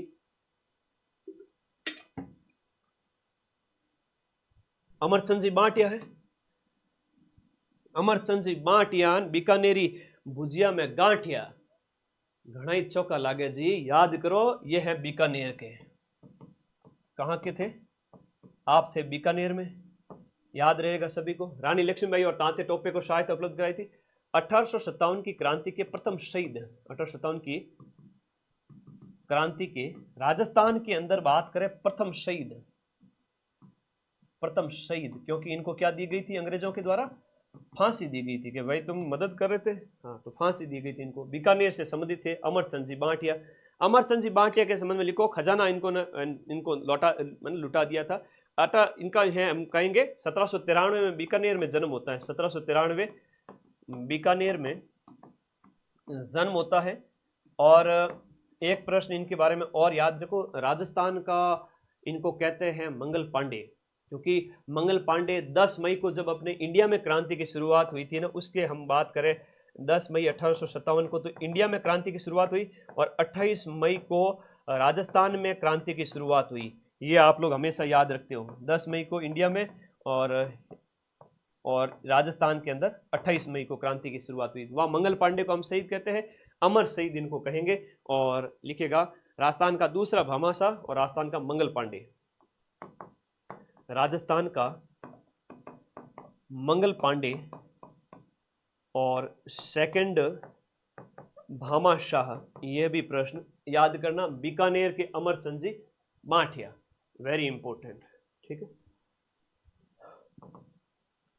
मारवाड़ चित्रकला की शैली, मारवाड़ चित्रकला शैली के ठिकाना कला के अंतर्गत निम्नलिखित में से कौन सा ठिकाना शामिल नहीं था? ठिकाने मतलब क्या होता है? सामंत होते थे ठिकानों के मालिक। और सामंत प्रथा आप सबको पता है, वो हमने अभी बात की थी कि भाई सामंत प्रथा की शुरुआत चुंडा के द्वारा की गई थी। राजा के अधीनस्थ जो होते थे वो सामंत। तो मारवाड़ में कौन सा ठिकाना नहीं आता है? तो ठिकाने खूब सारा है, घाणेराव भी है, बनेड़ा भी है, रिया भी है, बिणाई भी है। लेकिन प्रश्न ये कह रहा है कि ये ठिकाना जो है मारवाड़ का कौन सा नहीं था? दिए गए ऑप्शन के अंदर जो बनेड़ा है वो मारवाड़ का नहीं था, बनेड़ा मारवाड़ का नहीं था। घाणेराव हो गया, रिया हो गया, बिणाई हो गया, ये सब है। तो मारवाड़ चित्र शैली के जो ठिकाने हैं उनकी हम बात करें तो बहुत सारे इन ठिकानों की बात करें तो एक आपका जूनिया, घाणेराव, अजमेर, ठीक है, जूनिया और अजमेर भी हो गया, ठीक है, जूनिया और इसके साथ साथ आपका अजमेर हो गया। ये दो ठिकाने और इसके साथ साथ याद कर लीजिएगा। और एक हम बात करें तो मोस्ट इंपोर्टेंट रिया, रिया है वो आपका नागौर के अंदर, रिया नागौर में था। बनेड़ा की बात करें मेवाड़ का ठिकाना था, बनेड़ा मेवाड़ का था और ये पाली में स्थित था, ठीक है। और ये इस तरह से आप लोगों को याद रखना है, ठीक है। तो बनेड़ा है वो मेवाड़ का ठिकाना था, मारवाड़ का ठिकाना नहीं था। अब चित्रकला में भाई कई बार बच्चों के डाउट होते हैं, सर स्कूल और सब स्कूल में हम समझ नहीं पाते। तो मारवाड़ चित्रकला शैली के 4 स्कूल है, इनको चित्रकला शैली स्कूल भी कहेंगे या चित्रकला शैली की प्रमुख शैली भी कहेंगे, है ना, स्कूल या प्रमुख शैली। तो 4 तो प्रमुख है, जैसे मैं ऐप में पढ़ा था उसका एक स्क्रीनशॉट लेके आया हूँ, हाथ से ही पढ़ा था ऐप में तो है, वहाँ कोई पीपीटी यूज नहीं करते क्योंकि तुम लोग फिर पैसे दे के कहते गुरुजी पीपीटी नहीं, तो हम भी कहते भाई पीपीटी तो हम पढ़ाते नहीं, हम तो हाथ से लिख के पढ़ाते। तो फिर तुम्हें वैसे ऐप में सारे बच्चे आप पूरे साल पढ़ते हो, जम के पढ़ते हो, मुझे बहुत अच्छा लगता है। और लास्ट टाइम में सबसे ज़्यादा मैराथन भी मैं ही लगाता हूँ, है ना। तो तुम लोग पूरे साल जम के ऐप में पढ़ो ऐसे नोट्स और फिर रिवीजन करो मेरे साथ।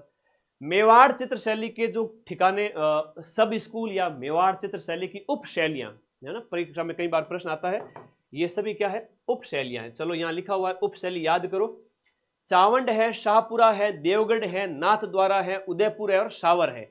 ये मेवाड़ शैली के सब स्कूल है, जिसमें से देवगढ़ और नाथद्वारा राजसमंद के अंदर ये याद कर लेना। बाकी याद करना, शाहपुरा वगैरह भीलवाड़ा का हो गया, चावंड हो गया, तो ये आपके उदयपुर मेवाड़ सेक्टर में। मारवाड़ चित्र शैली दूसरी शैली आपकी मारवाड़ की चित्र शैली। अब मारवाड़ के अंदर जो जैसलमेर भी आता है, नागौर भी आता है, किशनगढ़ अजमेर भी आता है, बीकानेर भी आता है, जो है आपका अजमेर भी आता है और जोधपुर भी आता है ना। किशनगढ़ और अजमेर अलग अलग ऐसे पढ़ना इसको। फिर आता है डुंडार शैली, चित्रकला की तीसरा प्रमुख स्कूल डुंडार शैली। डुंडार में शेखावटी है, अलवर है, उणियारो और गणे पूछे उणियारो, जयपुर और आमेर, ये तो तुम्हें पता होगा, स्क्रीनशॉट लेना है, ले लेना। हाड़ौती स्कूल में कोटा और बूंदी आती है। कोटा में तो क्या होता है? नारी द्वारा शिकार है, नारी द्वारा शिकार के चित्र मिलते हैं। और एक प्रश्न आता है बूंदी शैली में, तो ये पशु पक्षियों की शैली है, पशु पक्षियों की शैली का प्रश्न कई बार एग्जाम में पूछ लिया जाता है। इसका ले लो स्क्रीनशॉट। इसका तो हम क्या बताएं कि चावंड वगैरह अमर सिंह के टाइम में, महाराणा प्रताप के टाइम में, तो ये आपको याद रखना है, ठीक है। और किशनगढ़ के तो सावंत सिंह आपको पता ही है, राजा सावंत सिंह। सावंत सिंह के समय में खूब फली फूली थी, जिनको हम नागरीदास कहते हैं। और नागरीदास के एक बहुत बड़े चित्रकार हुआ करते थे, निहाल चंद। और नागरीदास को जब निहाल चंद मिल गए तो नागरीदास या सावंत सिंह तो निहाल हो गए। बोले मेरी मित्री यानी कि बड़ी ठणी का चित्र बनाओ, तो बड़ी ठणी का इन्होंने चित्र बनाया था। फिर ले लो फोटो, ले लो फटाफट, ले लो फोटो। ओके, ये माइंड में आपके नोट्स भी साथ साथ में कुछ कुछ दिखा रहा हूं ताकि तुम्हें अच्छा लगे कि वास्तव में कंटेंट होता है। ये किशनगढ़ की फल्गुबाई, हम किशनगढ़ की बात करें, फल्गुबाई किस नृत्य शैली से संबंधित होती है? फल्गुबाई की बात करें तो ये आपके चरी की डांसर है ना, गुर्जरों का नृत्य है। चरी नृत्य किस जाति से संबंधित है? गुर्जर जाति। तो ये गुर्जर विशेष रूप से अजमेर क्षेत्र में खूब होते हैं, ठीक है, ये यहीं पर इनका निवास ज्यादा है, तो ये याद रखना। व्यावसायिक नृत्य है ये एक तरह का। चरी नृत्य की बात करें तो ये आपका व्यावसायिक यानी पैसा कमाने की दृष्टि से डांस है, व्यावसायिक नृत्य हो जाता है। और बात करें अन्य नृत्यांगनाएं, ये प्रश्न कई बार आजकल क्या है कि डांसर कलाकार ज्यादा पूछे जाते हैं। अन्य नृत्यक कौन है आपके चरी नृत्य के? अन्य नृत्यकों की बात करें तो लिखना है इसके अंदर आपके जो है आपके मोहन गौड़ है और सुनीता रावत है। सुनीता रावत, मोहन गौड़, मोहन गौड़, सुनीता रावत। कई बार बच्चे वीडियो करते रहते हैं। वीडियो के नीचे ब्लैक कलर का लिंक दिया हुआ है, टैप करो उस पर और चले जाओ सीधा टेलीग्राम ग्रुप में, है ना। तो एक पेज पे 6 रखना। तुम आगे बढ़ो, बात करेंगे इसके ऊपर। चित्तौड़गढ़ किले का कौन सा मंदिर मूलतः एक सूर्य मंदिर था? चित्तौड़गढ़ किले में स्थित है और वो मंदिर पहले एक सूर्य मंदिर हुआ करता था। कालिका माता मंदिर, मीरा मंदिर, तुलजा भवानी का मंदिर और शमिदेश्वर मंदिर। देखो चारों ही मंदिर आपके चित्तौड़गढ़ किले में, लेकिन यहां पर पूछा गया है उसका जो राइट आंसर है वो है कालिका माता मंदिर। कालिका माता मंदिर पहले क्या था? एक सूर्य मंदिर था। अब ये मीरा मंदिर है, तो इसका निर्माण है वो सांगा ने करवाया था। किसने करवाया था? सांगा के द्वारा अपने पुत्र वधु मीरा के लिए। तो नागौर में भी है, यहाँ भी है। तुलजा भवानी, देखो छत्रपति शिवाजी महाराज की कुल देवी है ना, छत्रपति शिवाजी महाराज की देवी है ये, शिवाजी महाराज की, छत्रपति शिवाजी महाराज की देवी। तो ये भी याद करो साथ साथ में। शमिदेश्वर मंदिर जिसे मोकल मंदिर भी कहा जाता है, क्या कहते हैं इसको? मोकल मंदिर, भोज के द्वारा बनाया गया था। इसके ऊपर प्रश्न अलग से आएगा, उसके संबंध में हम अलग से बात करेंगे। निर्माण 7वीं सदी में, लिखेगा मानभंग राजा के द्वारा।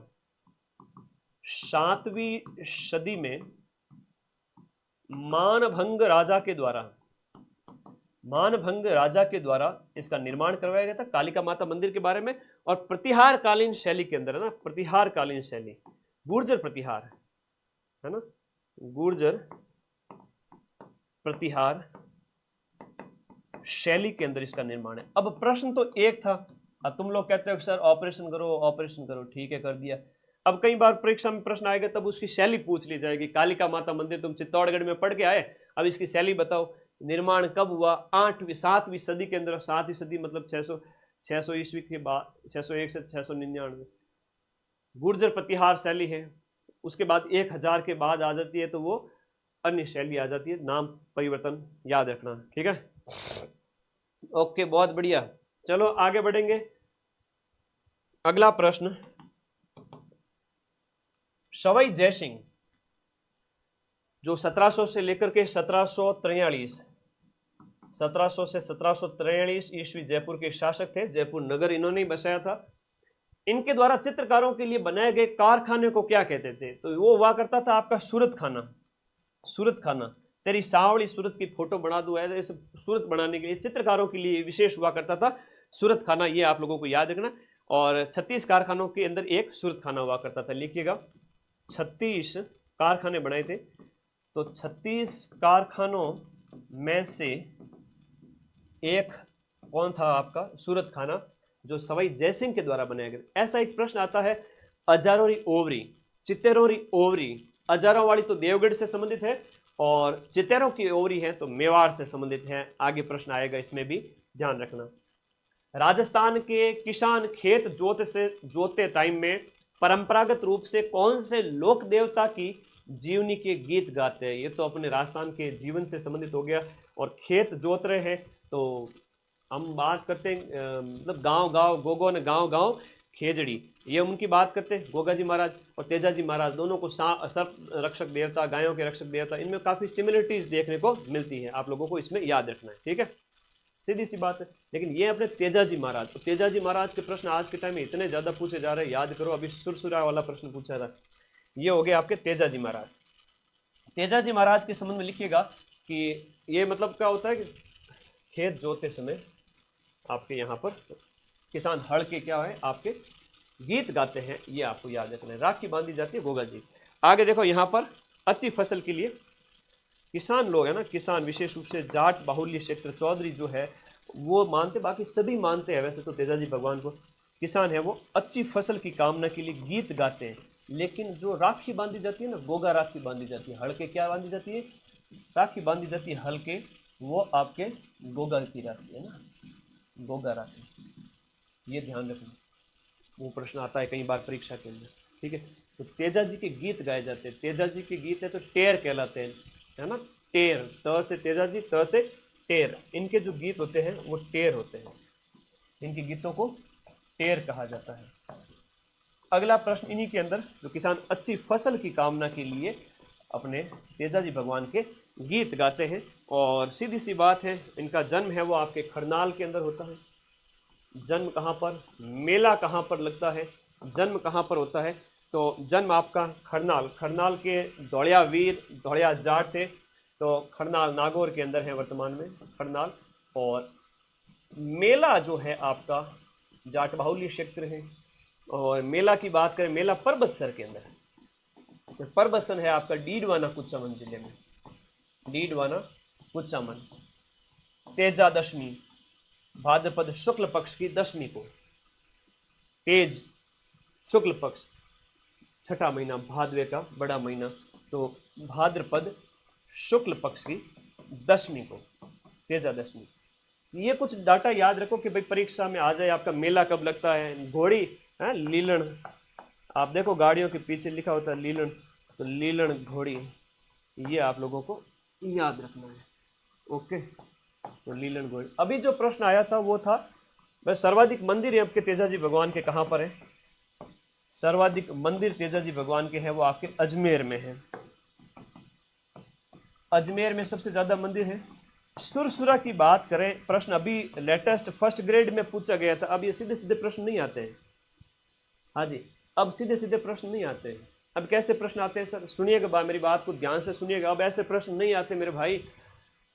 प्रश्न आता है कि सुरसुरा किशनगढ़ अजमेर, सुरसुरा किशनगढ़ अजमेर, जहाँ इनको सर्पदंश हुआ था, तो यहाँ से जागती जोत ले जाई जाती है। नए मंदिर बनने पर पूरे भारत में तेजा जी भगवान का जहाँ कहीं भी मंदिर बनेगा तो भाई यहाँ जो अखंड जोत जो चल रही है उससे जोत ली जाती है। और दूसरी जगह आपके गांव वगैरह कहीं भी आप तेजा जी का मंदिर बना रहे हो तो साथीगण आएंगे और डीजे बजाते हुए तेजा जी महाराज के भजन गाते हुए, गीत गाते हुए आप लेकर जाओगे। मारो तो रखवा लो तेजा जी भगवान। तो ये सुरसुरा किशनगढ़ अजमेर से जागती जोत ले जाई जाती है, जागती जोत ले जाई जाती। ये थोड़ा सा दिमाग में रखना इस बात को। अभी प्रश्न आया था तो वापस से पूछेंगे। और तेजा जी भगवान के लिए जो झंडा चढ़ाया जाता है या ध्वजा चढ़ाई जाती है वो बांसी दुगारी से है ना, उसके लिए जो बांस लाया जाता है। आपको मेले में जाना है तेजा जी भगवान के तो ध्वजा लेके जानी पड़ती है। रामदेव जी है, लोक देवता के हम जब भी जाते हैं मेले में, अभी तो मेलों का ही सीजन चलेगा पूरा, चाहे बाबा का मेला हो, रामदेव जी का हो, तेजा जी का हो, सभी का है ना। तो बारिश के सावन इस चातुर्मास के टाइम में तो एक प्रश्न आता है बांसी दुगारी, बांसी दुगारी, ये प्रश्न किताबों में मिलते नहीं है। बांसी दुगारी जो आपका बूंदी में स्थित है, ये आप यहां से ध्वजा है तो बांस ले जाया जाता है। ये आप लोगों को याद रखना है, ठीक है। क्या हुआ, माइक में कोई दिक्कत थोड़ी है। हाँ, बासक नाग था वो तो। ये आप यहाँ से, अच्छा माइक में कुछ दिक्कत है, वजह है तो एक सेकंड अभी सही करवाता हूँ।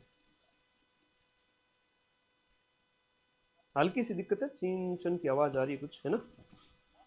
हाँ, थोड़ा सा, एक सेकंड।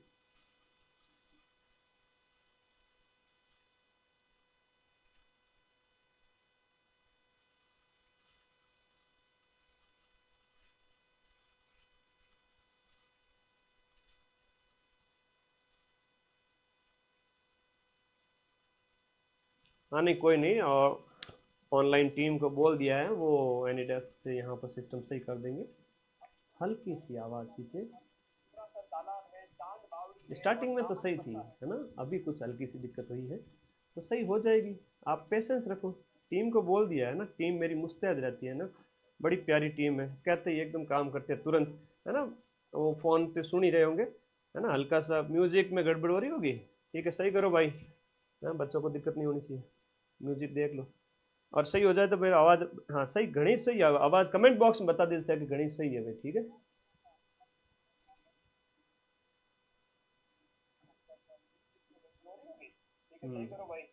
चलो कोई नहीं, सही है, ओके है, आगे बढ़ो और हम सही कर लेंगे इसको। और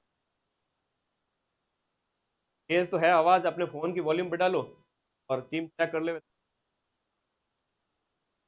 आवाज़ ना रहे, स्टार्टिंग में थी।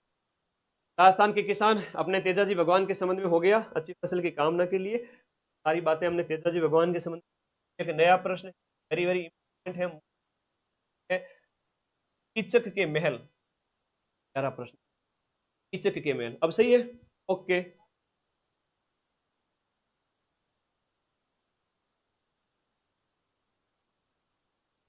हाँ भाई गणित, थैंक यू भाई team, thank you. Okay okay, voice सही है, तुम लोग बता देना मुझे कोई दिक्कत हो जाए ना, होगी तो।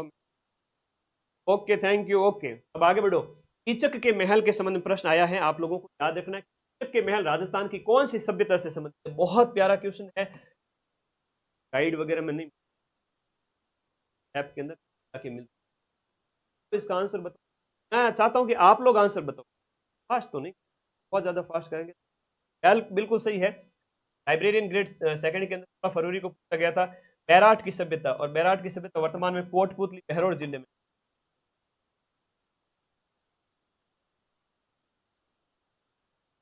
कोटपुतली बहरोड जिले के अंदर आपके बैराट की सभ्यता है, जहां पर आपको कीचक के महल हम बात करें, पाणगंगा नदी, विराट नगर, प्राचीन नाम हम बात करें, विराट नगर, विराट नगर पूर्व में। और ये बाणगंगा नदी के किनारे, अर्जुन ने जिसको अपनी गंगा से उत्पन्न किया था, बाणगंगा नदी के किनारे मिलती है।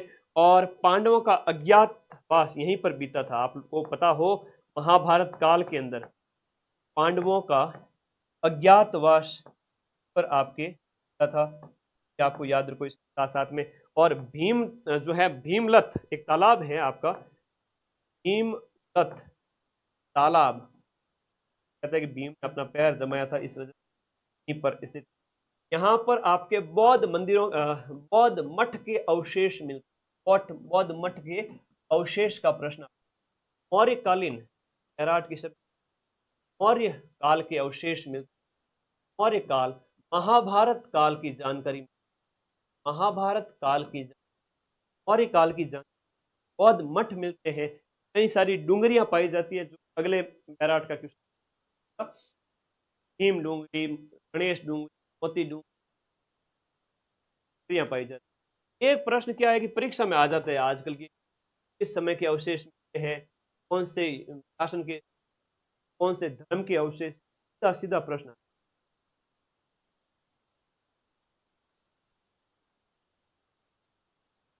वॉइस ब्रेक हो रही है, अभी सही कर। हाँ हाँ सुन रहे।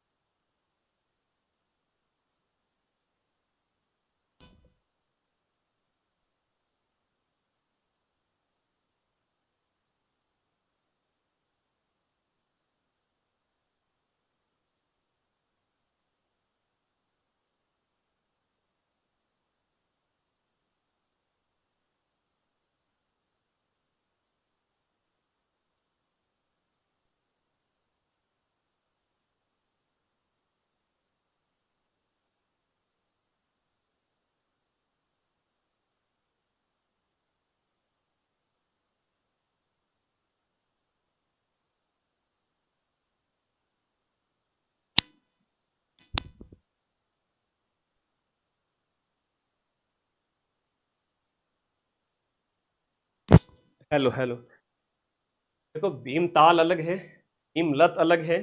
एग्जाम में ये अलग अलग क्वेश्चंस आते रहते हैं। टीम टीम ध्यान रख रही है, वरना टीम कर लेंगे क्लास के बाद।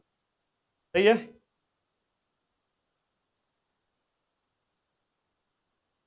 तो बता देना यार।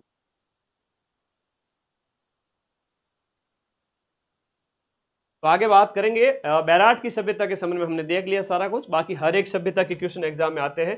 और दूसरी बात ये है, अब क्लास की पीडीएफ करते हो, सबसे पहले तो ये पीडीएफ जाएगी ऐप के अंदर, और दूसरा अपना तो टेलीग्राम ग्रुप बना हुआ है, 3,10,000 बच्चे जुड़े, वहां जाओ, वहां पर आपको मिल जाएगी। और ये आपको जैसे ही फ्री नोट्स है ना, ये फ्री नोट्स यहाँ पर आपको मैं कोशिश करूंगा कि कंप्रेस करके, यार बहुत बड़ी पीपीटी हो जाती है ना, तो क्लास की कोई गारंटी नहीं होती, बोर्ड भी परेशान हो जाता है। मैं कोशिश करूंगा कि पीडीएफ आपको दे दूं, है ना। ये कहाँ मिलेगी बता देता हूँ, ऐप के अंदर। अभी सही है, आवाज कट रही है? अरे भाई चेक करो, क्या करते हो।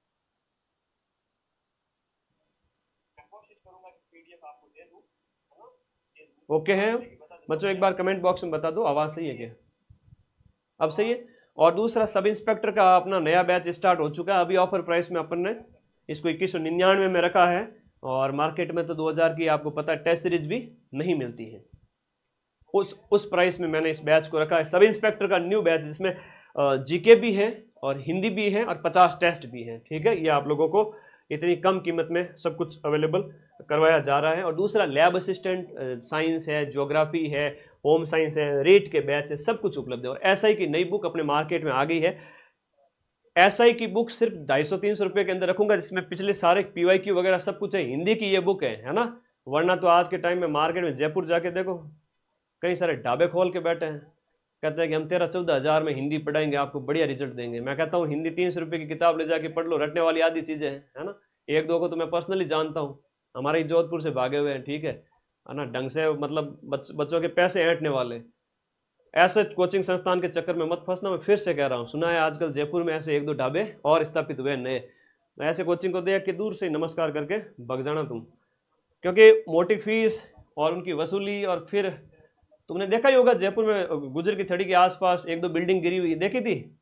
हाँ, तो ऐसे कोचिंग संस्थानों से बच के रहना, मैं हमेशा कहता हूँ। ठीक है। हाँ, काले कारनामों वाले, नाम में ही काला नाम आ रहा है।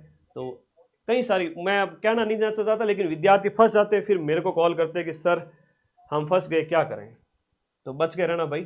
ठीक है, अब आगे आ जाइए नेक्स्ट क्वेश्चन की ओर, बैक टू बैक चलेंगे।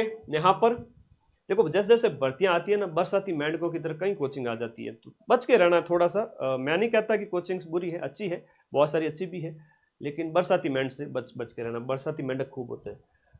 रियासतों में उत्तरदायी सरकार, उत्तरदायी सरकार की स्थापना है के लिए सबसे पहले कौन सी संस्था की स्थापना की गई थी? राजस्थान सेवा संघ, सदविद्या प्रचारिणी सभा की, राजपूताना मध्य भारत सभा, या मारवाड़ हितकारिणी सभा? अब देखो, अब आवाज सब क्लियर है, ओके है? तो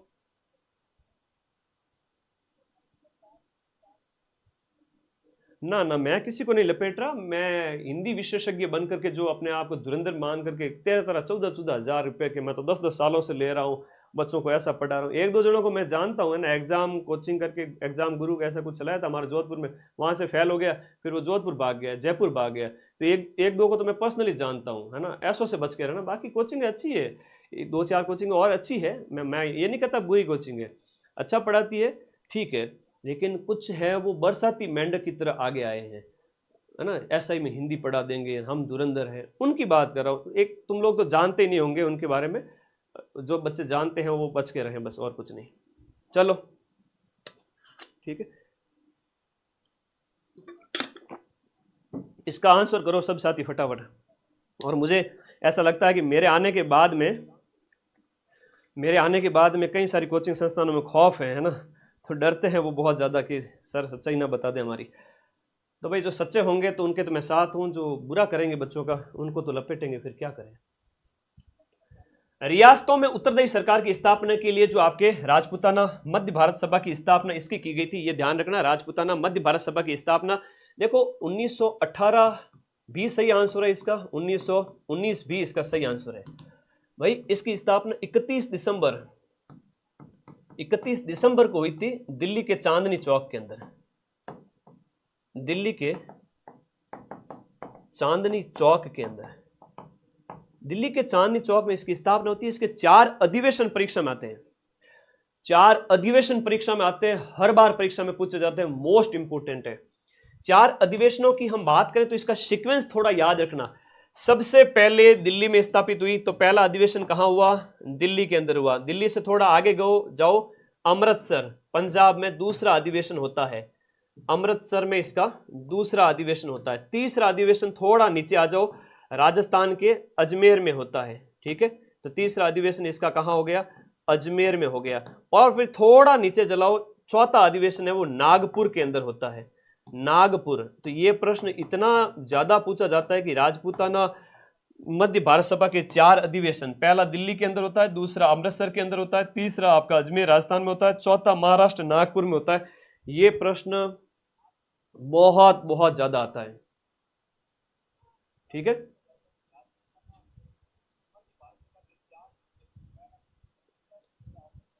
सबसे इंपॉर्टेंट क्वेश्चन इसके अधिवेशनों के संबंध में आता है, ये आप लोगों को याद रखना है। मोस्ट इंपोर्टेंट, जमनालाल बजाज के प्रयासों से इसकी स्थापना याद रखना। ऑप्शन जो भी आए परीक्षा में वो करना। जमनालाल बजाज के प्रयासों से ये स्थापित हुआ था और उत्तरदायी शासन की स्थापना के लिए, और मैन यहां लिखा हुआ है उत्तरदायी शासन की स्थापना के लिए, याद रखना। अगला प्रश्न देखिएगा, निम्नलिखित में से पिंगल साहित्य, देखो पिंगल साहित्य की जो रचनाएं दी गई है उनके संबंध में आपको बताना है। पिंगल का मतलब होता है पद्य रचना, है ना। पूर्वी राजस्थान के अंदर जो राजस्थानी भाषा है उसके अंदर लिखा गया साहित्य है। पूर्वी राजस्थानी भाषा, पूर्वी राजस्थानी भाषा जो है उसकी हम बात कर रहे हैं। वॉइस ओके है? फिर बार बार बच्चे कोई कमेंट कर रहे हैं, ओके है ना भाई वॉइस? हाँ, एस न्यू ज्योग्राफी ही पढ़ा रहे हैं बैच के अंदर। तुम लोग मुझे बताते रहना, कई बार बच्चे क्या है वो कमेंट पे कमेंट करते रहते हैं, मैं कंफ्यूज हो जाता हूँ, पढ़ाऊँ कि फिर कमेंट देखो। ये आपके पिंगल साहित्य की बात हो रही है। यहां पर देखो आपका सबसे पहले हम बात करें, नया प्रश्न है, इंपॉर्टेंट है। हालांकि विनय मल्लिका तो आप पढ़ते हो हमेशा दयाबाई के संबंध में, सहजो बाई का सहज बोध और विनय सहजो बोध और दयाबाई का विनय मल्लिका, ये आप लोगों को कई बार याद रखते हैं कि हम ये चरणदास की शिष्याएं थी, ये आपको याद रखना है। ठीक है, ओके। और उसके बाद में एक अणबे वाणी या अर्णव वाणी है, ये प्रश्न 2 बार पूछा है। अगला प्रश्न ये पूछा था पेपर में कि अणबे वाणी या अर्णव वाणी जो ये ग्रंथ है इसका संकलन किसने किया था? इन्हीं के एक शिष्य ने किया था, याद रखना। इसका प्रश्न बार बार एग्जाम में पूछा जाता है, ठीक है, याद रखना इसको। अवतार चरित्र की बात करें तो नरहरिदास की रचना है, नरहरिदास की है। तो आप ऐसे देखो ना, डी के सामने क्या आएगा सर? डी के सामने 2 है, तो डी के सामने 2, इन 2 में है। फिर है विनय मल्लिका, डी के सामने 4 और 3 आंसर इसके अंदर सही है। कौन सा है? 3, सी आंसर सही हो गया। ठीक है, तो सी आंसर इसके अंदर राइट हो गया जी। और रामगुण सागर की बात करें तो एक है प्रताप कंवरी, प्रताप कंवरी। अब इसका स्क्रीनशॉट ले लो, बहुत प्यारा क्वेश्चन है। दयाबोध और विनय मल्लिका दोनों इन्हीं के ग्रंथ है, दयाबोध और विनय मल्लिका, नाम से ही है दयाबोध। ये चरणदास जी की शिष्या थी। ठीक है, अगला देखो, मेवाड़ के राज चिन्ह में एक और भील है और दूसरी ओर राजपूत के अंकन की प्रथा किस मेवाड़ शासक के काल में शुरू हुई थी? हम बात करें, और जो दृढ़ राखे धर्म को तिहि राखे करतार, जो दृढ़ राखे धर्म, ये लाइन नीचे लिखी हुई है। और ऐसे जो है आपका मेवाड़ का जो है राज चिन्ह है, इस तरफ भील की फोटो है। भील क्या है कि राज तिलक करते थे मेवाड़ के राजाओं के, पहले तो विरोधी हो गए थे और बाद में इनको अपना स्वामी मान लिया था, विशेष रूप से महाराणा प्रताप जी के टाइम में। तो राज तिलक करने की जो परंपरा है। और आमेर के राजाओं का राज तिलक है वो कौन करते हैं? आमेर के राजाओं का राज तिलक है वो मीणा लोग करते हैं, याद रखना। ये महाराणा प्रताप जी के समय में इसकी शुरुआत होती है। और जो दृढ़ राखे धर्म को तिहि राखे करतार, सूर्य की फोटो अंकित है और भील और एक तरफ राजपूत योद्धा दिखाया गया है। तो ये महाराणा प्रताप जी के समय का आप लोगों को याद रखना है। अगला प्रश्न देखो, एक ही आंदोलन के क्या उद्देश्य थे? यह प्रश्न इंपोर्टेंट है कि एक ही आंदोलन के उद्देश्य क्या थे? बार बार प्रश्न आता है। एक ही आंदोलन के उद्देश्यों के अंदर देखो, राज्य एवं जागीरदारों द्वारा भीलों के किसी प्रकार के शोषण का विरोध करना, भीलों के किसी प्रकार शोषण का विरोध करना, राज्य और जागीर की कचहरी का बहिष्कार करना, भीलों और गरासियों का सामाजिक उत्थान करना। तो दिए गए प्रश्न के अनुसार यहां पर सारे के सारे ऑप्शन सही है कि जागीरदार भीलों का शोषण नहीं करेंगे और राज्य और जागीर की जो कचहरी है उनमें उनका बहिष्कार करो, वो न्याय सही नहीं करते, और भील और गरासियों का सामाजिक उत्थान, ये यहां पर एक ही आंदोलन के संबंध में दिए गए, बिल्कुल सही है। 1921 के अंदर जो है सभी कथन इसके अंदर सही है। शुरुआत के संबंध में बात करें, सबसे पहले ये आंदोलन शुरू कब हुआ था? 1921 के अंदर मातृकुंडिया चित्तौड़ से इसकी शुरुआत होती है। कब होती है? मातृकुंडिया चित्तौड़, मातृकुंडिया चित्तौड़ से ये 1921 के अंदर शुरू होता है और भीलों आदिवासियों के लिए उनके हक को लेकर के मोतीलाल जी तेजावत के संबंध में, मोतीलाल तेजावत द्वारा। और मोतीलाल तेजावत जी को कहते हैं बावजी, है ना, भीलों का मसीहा, या इनको कहते हैं बावजी। 21 सूत्री मांग इनके संबंध में आप लोग पढ़ते हो। और मेवाड़ का वर्तमान शासन, ये तो खैर मोतीलाल तेजावत के संबंध में, ये तो आदिवासियों के लीडर थे। माणिक्यलाल वर्मा, इन दोनों में कंफ्यूज मत होना।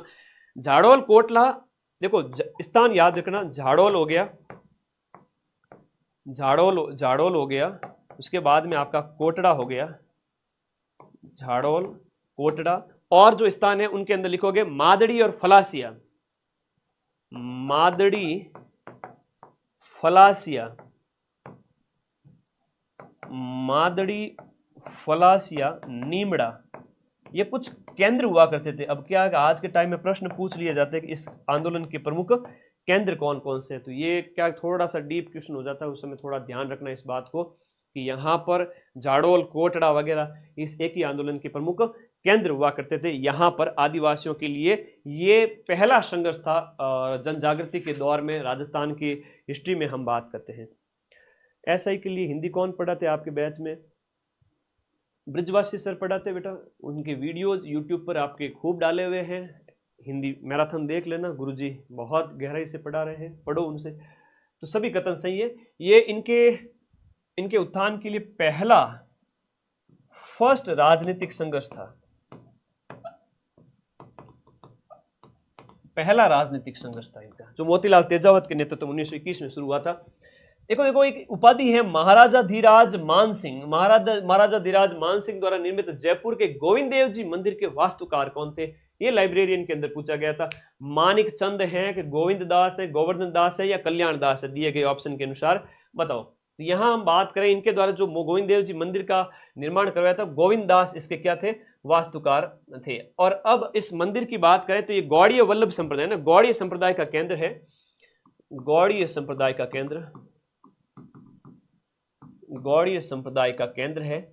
और इसके साथ साथ गोविंद देव जी की जो मूर्ति की बात करें तो भगवान गोविंद देव जी की जो मूर्ति है वो वृंदावन से लाई गई थी, वृंदावन से मूर्ति इनकी वृंदावन से लाई गई थी। और एक फैक्ट इनका कि राजस्थान में गौड़ीय संप्रदाय की प्रधान पीठ या गौड़ीय संप्रदाय की जो प्रथम पीठ है वो यही है, गौड़ीय संप्रदाय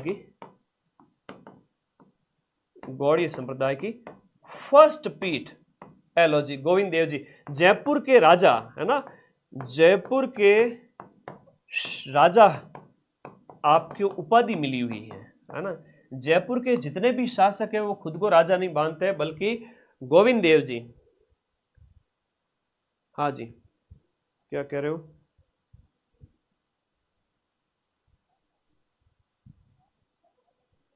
तो यहां पर ये याद रखना कि जयपुर के राजा इनको कहते हैं गोविंद देव जी को। और जैसे हम बात करें एकलिंग जी को कहते हैं, जैसे उनको राजा माना गया है मेवाड़ के अंदर, और जो उनके दीवान कहलाते हैं कौन? अपने जो है मेवाड़ के महाराणा।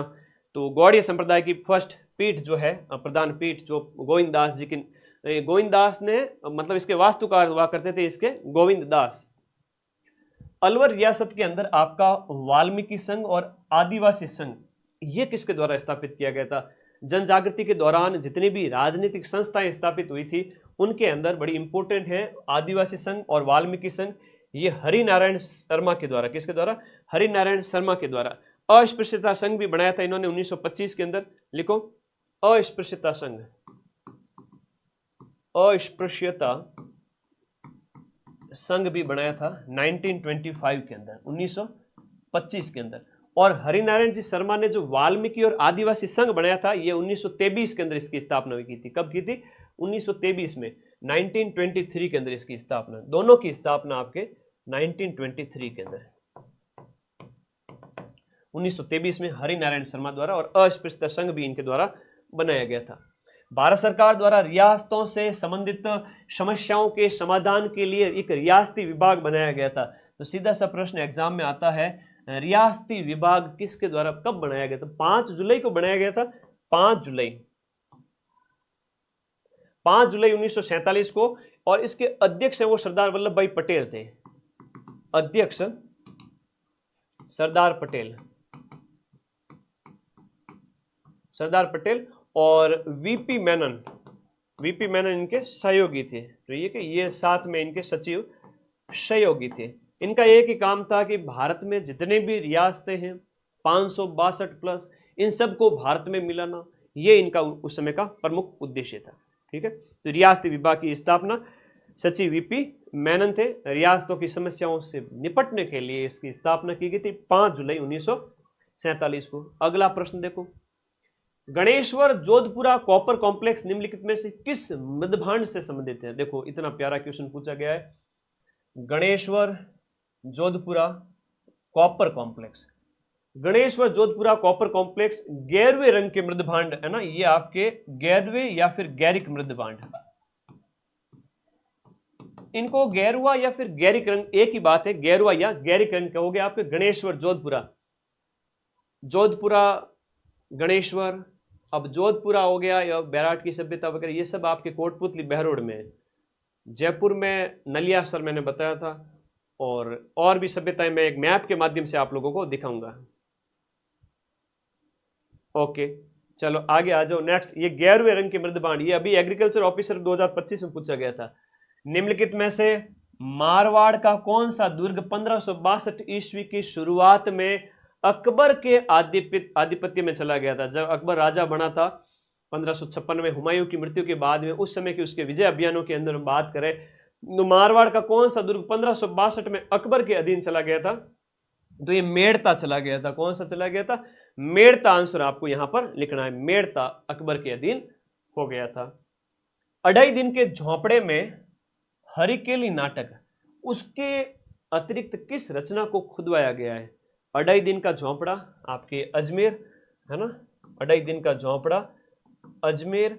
यहां पर हरिकेली नाटक के अलावा और कौन सी रचना को खुदवाया गया है? तो ललित विग्रहराज की पंक्तियों को खुदवाया गया है। अब ललित विग्रहराज का प्रश्न कई बार परीक्षा में आता है, ठीक है, हाँ जी, ललित विग्रहराज का प्रश्न कई बार आता है, जिसकी रचना है वो आपके सोमदेव ने की थी। किसने की थी? सोमदेव के द्वारा, याद करो, सोमदेव के द्वारा ललित विग्रहराज की रचना की गई। और इस ललित विग्रहराज के अंदर देसल दे जो आपके राजकुमारी है इंद्रपुरी की राजकुमारी देसल दे।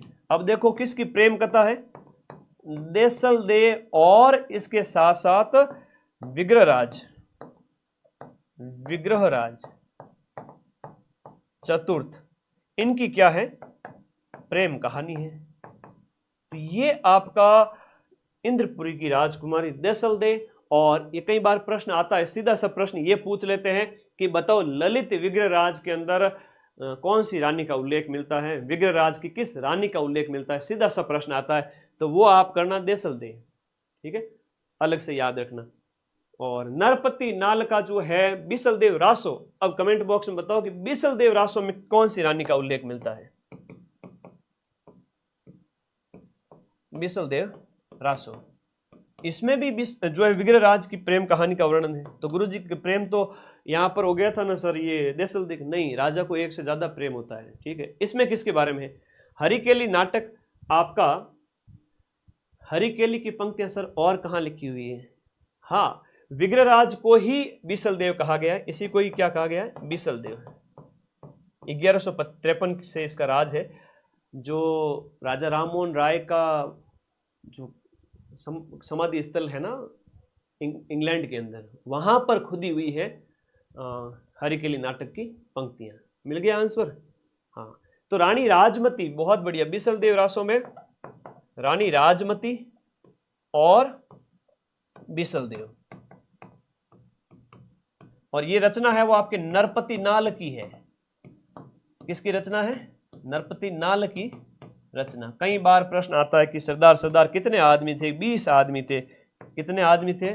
कितने नर? 20 नर। नरपति नाल की बिसलदेव रासों में राजमती और इनका हो गया, और इसमें जो है सोमदेव का जो ललित विग्रह राज है, इसमें जो राजकुमारी हो गई जो आपकी देसलदेव हो गई। ये अजमेर में आपका 2.5 दिन का झोंपड़ा है। हरिकेली नाटक के बारे में तुमने प्रश्न पूछा था, मैंने बता दिया। ठीक है, ओके।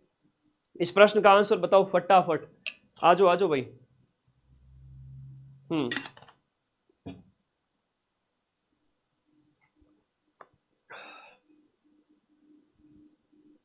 लैब असिस्टेंट के सारे बैच अगस्त में पूरे हो जाएंगे और सितंबर अक्टूबर 2 महीने पड़े रहेंगे तुम्हारे एग्जाम से पहले। अब बताओ मैं क्या करूं? इससे ज्यादा तो मैं क्या ही कर सकता हूं। आ जाओ सारे साथी आ जाओ। देखो मैं अब थोड़ा सा क्या है, शुरुआती प्रश्नों के अंदर थोड़ी व्याख्याएं ज़्यादा ले रहा हूँ। शुरुआती प्रश्नों में व्याख्या ज़्यादा लेने से इस बाद वाले क्वेश्चन जब रिपीट होंगे कई सारे उनसे मिलते जुलते, तो व्याख्या करने की जरूरत नहीं पड़ेगी, इसलिए मैं व्याख्या ज़्यादा कर रहा हूँ। अब प्रश्न है आपका असहयोग आंदोलन। असहयोग आंदोलन के दौरान अजमेर में विदेशी वस्त्रों के बहिष्कार का नेतृत्व किसने किया था? असहयोग आंदोलन 1920 से जो स्टार्ट हुआ था 20 से 22 तक, उस असहयोग आंदोलन के दौरान अजमेर में विदेशी वस्त्रों के बहिष्कार का नेतृत्व करने वाला व्यक्ति कौन था? ये थे आपके गौरीशंकर, है ना, पंडित गौरीशंकर। ये पंडित गौरीशंकर थे, याद रखना, पंडित गौरीशंकर। निम्नलिखित में से मेर विद्रोह जो आपके 1818 से 1821 में चला था, उस समय की बात हो रही है कि बताओ कि आपका जो मेर विद्रोह है उसका प्रमुख कारण कौन सा था? 1818 से 1821 मेर विद्रोह का प्रमुख कारण ब्रिटिश नियंत्रण। अंग्रेजों के अधीन ये कभी रहे नहीं, और अंग्रेजों ने जब इनको अधीन लाने के प्रयास किए तब मेरों ने क्या कर दिया था? विद्रोह कर दिया था। सबसे पहला यही आपको याद रखना है, जमींदार वगैरह इनका हस्तक्षेप नहीं था, अंग्रेजों का बढ़ता हुआ नियंत्रण, ब्रिटिश नियंत्रण, मेरों को कंट्रोल में लाने के लिए प्रशासनिक और राजनीतिक कंट्रोल, है ना, प्रशासनिक और राजनीतिक नियंत्रण। तो प्रशासनिक और राजनीतिक नियंत्रण है भाई। पहले ये लोग स्वतंत्र थे और बाद में, धन्यवाद, बाद में जब अंग्रेजों ने इनको अपने अधीन लाने का सोचा तब ये आपने मेरों ने क्या है? विद्रोह कर दिया। मेर क्षेत्र है ना अजमेर के आसपास का, उसकी बात हो रही है। निम्न में से किस पुरा स्थल से यूनानी चिन्हांकित मुद्राएं प्राप्त हुई? यूनान की मुद्राएं कहां से मिली है? एपोलोडोट्स की मुद्राएं वगैरह जिनकी हम बात करते हैं, यूनानी देवता अपोलो की मुद्रा जहां से प्राप्त हुई है वो है आपकी आहड़ की सभ्यता। कौन सी सभ्यता है? आहड़ की सभ्यता, जिसकी हम बात करें। यहां से कई सारे अवशेष मिले हैं जिनकी हम बात करेंगे। सबसे पहले आहड़ की सभ्यता से क्या क्या अवशेष मिले? यूनानी देवता अपोलो की मुद्राएं मिली हैं। मुद्रा किसकी? आपकी यूनानी अपोलो की, यूनानी देवता अपोलो की मुद्राएं। तो यूनानी देवता अपोलो की मुद्राएं यहां से प्राप्त हुई, ये ध्यान रख लेना। गोरे और काठे मिले हैं, वो क्या है? मिट्टी, ये जो बर्तन है, गोरे और काठे, ये बर्तन प्राप्त हुए हैं, यह भी आपके आहड़ से ही मिले हैं। ताम्र और यूनानी मुद्राएं मिली हैं, तांबे की मुद्राएं मिली है, ताम्र युगीन स्थल होने की वजह से तांबे की मुद्राएं यहां से प्राप्त हुई है। इसके अलावा लिखो बनासियन बुल यहां से मिला है, मिट्टी का बनासियन बुल यहां से प्राप्त हुआ है। और इसकी बात करें तो यह सभ्यता स्थल जो आहड़ है, इसके कई सारे पुराने नाम हमें मिलते हैं। परीक्षा में इसका यह भी पूछा जाता है कि इसके जो है उपनाम और कौन कौन से हैं इस सभ्यता से संबंधित। तो इसके उपनामों में ताम्रवती नगरी है, आघाटपुर है, धूलकोट है, क्या है? ताम्रवती नगरी है, आघाटपुर है, आघाटपुर है, धूलकोट है। धूलकोट क्या है सर? अरे धूलकोट तो इसका स्थानीय नाम है। लोकल लेवल पे इसको ये नाम दिया गया है धूलकोट, है ना, ये इसका स्थानीय नाम है, स्थानीय नाम। तो धूलकोट हो गया, आगाटपुर हो गया, ताम्रवती नगरी हो गई, और ये सभ्यता आपके कहाँ पर स्थित है? उदयपुर के अंदर स्थित है। और आगे इसके संबंध में और भी फैक्ट आपको बताते जाएंगे। चलो बहुत बढ़िया, शाबाश। चलो भाई नेक्स्ट यहां देखिएगा, निम्नलिखित में से कौन सी किताबें हैं वो महाराणा कुंभा के शिल्पी गोविंद द्वारा लिखी गई है। अब एक प्रश्न तो यहां पर ये क्लियर होता है कि गोविंद किसका शिल्पी है? महाराणा कुंभा का। कुंभा का टाइम कौन सा है? आपके जो है जैसे हम बात करें महाराणा कुंभा का जो टाइम है वो 15वीं शताब्दी के मिड वाला, तो वो आपको याद रखना, पूर्वार्ध का टाइम। गोविंद के द्वारा कौन कौन सी किताबें लिखी? उदार धोरणी, कलानिधि, द्वार दीपिका, राजवल्लभ। देखो राजवल्लभ की बात करें, ये मंडन की रचना है। ये किसकी रचना है? ये मंडन की रचना है। वास्तुसार है, रूप मंडन है, और ये आपका राजवल्लभ है, ये मंडन की रचनाएं हो जाती है। लेकिन द्वार दीपिका है, कलानिधि है और उदार धोरणी है, तीनों ही गोविंद की रचना है। किसकी है? गोविंद की रचना। और इस गोविंद के बारे में जो प्रश्न आता है, तो गोविंद कौन था? गोविंद मंडन का पुत्र था। BCD नहीं, A, B और D। गोविंद की बात करें तो मंडन का पुत्र, मंडन प्रमुख शिल्पी हुआ करता था, मंडन का पुत्र।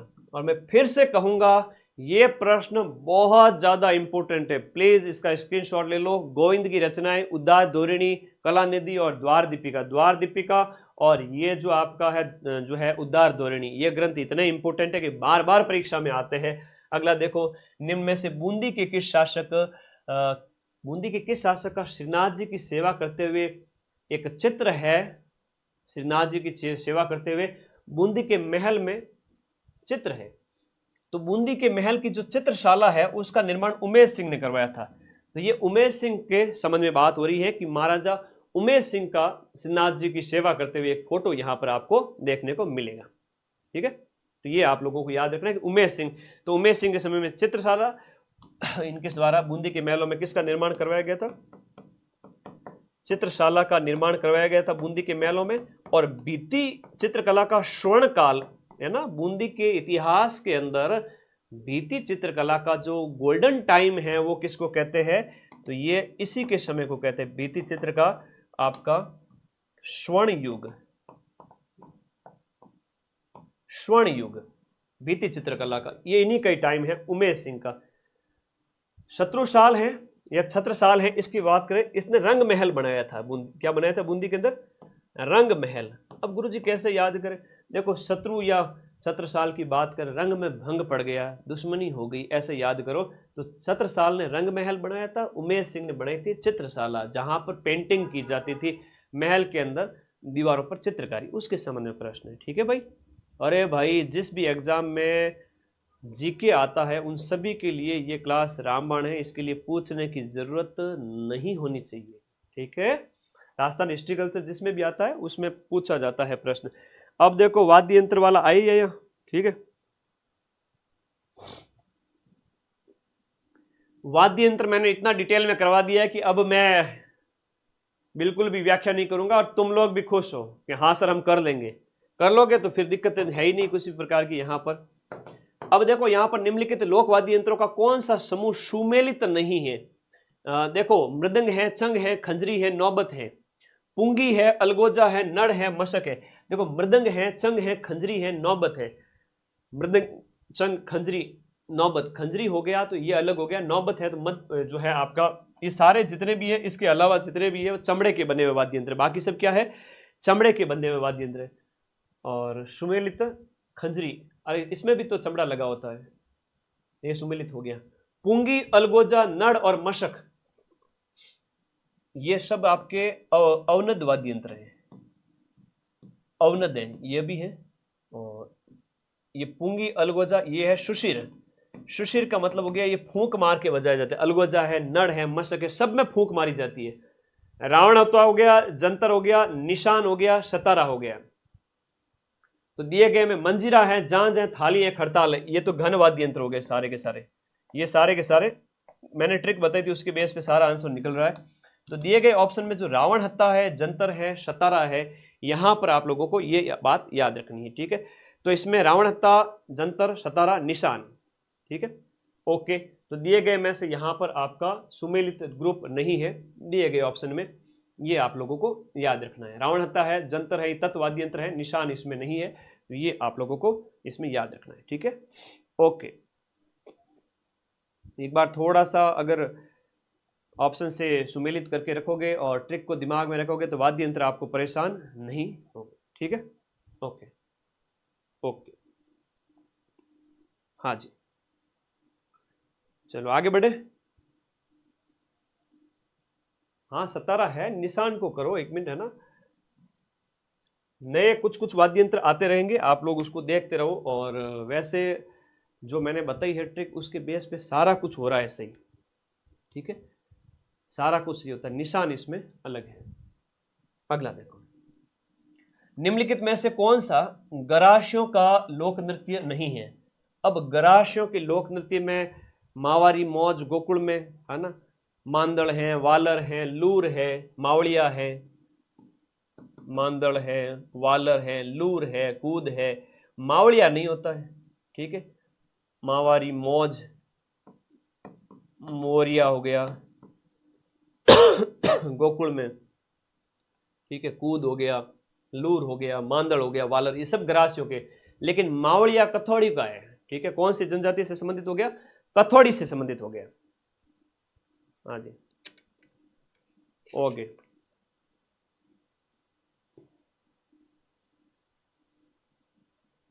ओके ओके, बहुत बढ़िया, कथौड़ी का है भाई। हाँ मुझे तो आईफोन याद ही है बेटा, आगे बढ़ो।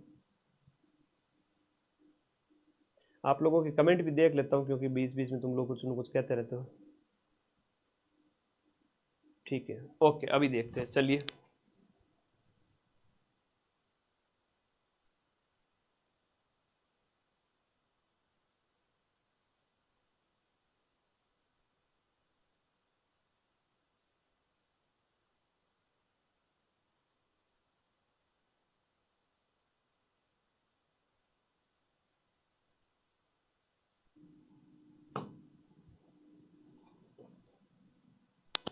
मैं आप लोग थोड़ा सा इसमें कंफ्यूज हो गए थे। सतारे की बात करें तो ये एक शुशिर वाद्य यंत्र है, ठीक है, शुशिर है। निशान है वो तत् में आएगा, ये भी तत् में आएगा, ये भी तत् में आएंगे, ये सारे किस में आएंगे, तत् में आएंगे। निशान को याद रखना, तत् के अंदर आएगा, ठीक है, निशान को तत् में कर देना, ठीक है, ओके ओके। सतारा को शुशिर में कर देना, ओके।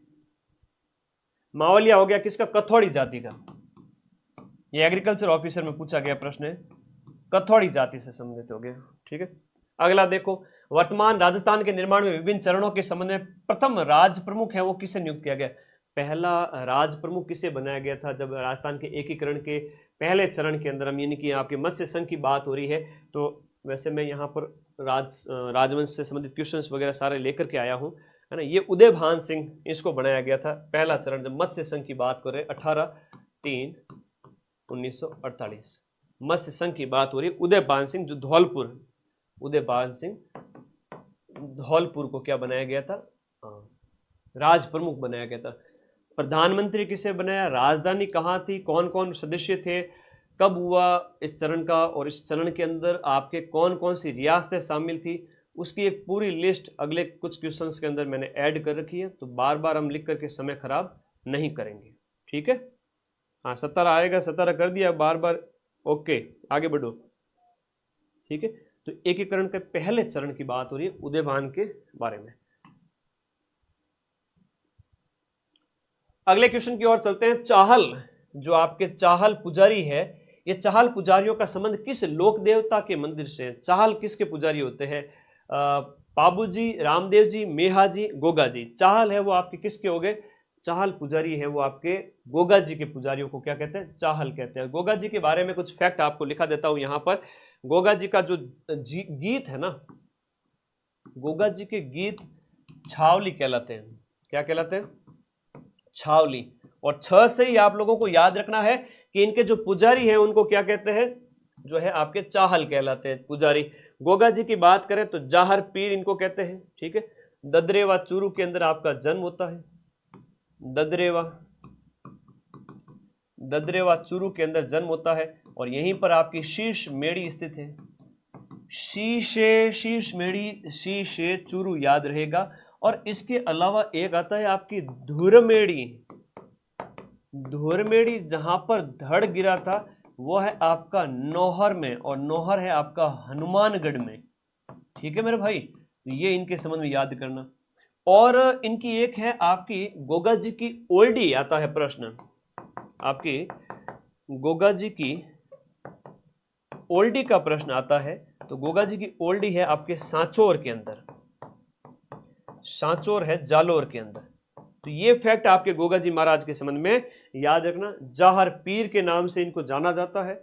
और गोगा जी महाराज के संबंध में गीत छावली है, ददरेवा चूरू हो गया, शीशमेड़ी धुरमेड़ी आपका नौहर हनुमानगढ़ के अंदर हो गया, और जाहर पीर इनको कहते हैं, ठीक है। जाहर या हम कहें जिंदा पीर, मुसलमान लोग इनको पीर कहते हैं, ठीक है, जिंदा पीर, ठीक है, याद रखना। ओके, आगे आ जाओ नेक्स्ट अगले क्वेश्चन की ओर। हाँ जी,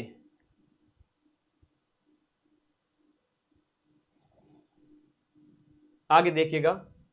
कवि शंकर राव द्वारा रचित भीम विलास, ये बहुत प्यारा क्वेश्चन है, और जब हम राजस्थानी भाषा साहित्य की बात करते हैं उसमें ये पढ़ाया जाता है। भीम विलास किस बोली में लिखा गया है? तो ये आपका अहिरवाटी बोली के अंदर लिखा गया। भीम विलास कौन सी बोली के अंदर? अहिरवाटी। अहिरवाटी जो राठ सेक्टर के आसपास मेवाती की उपबोली इसे कहेंगे, क्या कहेंगे? मेवाती की उपबोली। और वैसे आप इसको क्या कहोगे? मेवाती की उपबोली। तो ये आपके ढूंढाड़ी की उपबोली के अंदर आ जाएगी, ढूंढाड़ी की उपबोली। ढूंढाड़ी की उपबोली कौन सी होगी? कि ढूंढाड़ी की उपबोली पूर्वी राजस्थान की तरफ बोले जाने वाली मेवाती, और मेवाती की उपबोली वो अहिरवाटी। वहां अगर आपको हमारी वीडियो पसंद आई है तो वीडियो को लाइक करें और अपने दोस्तों के पास शेयर करें। अगर आपको आगे भी इसी तरह की वीडियो देखना पसंद है तो हमारे चैनल को सब्सक्राइब करें और बेल आइकन को ऑल पे सेट करें, जिससे हमारी आने वाली वीडियो का नोटिफिकेशन सबसे पहले आपके पास पहुंचे।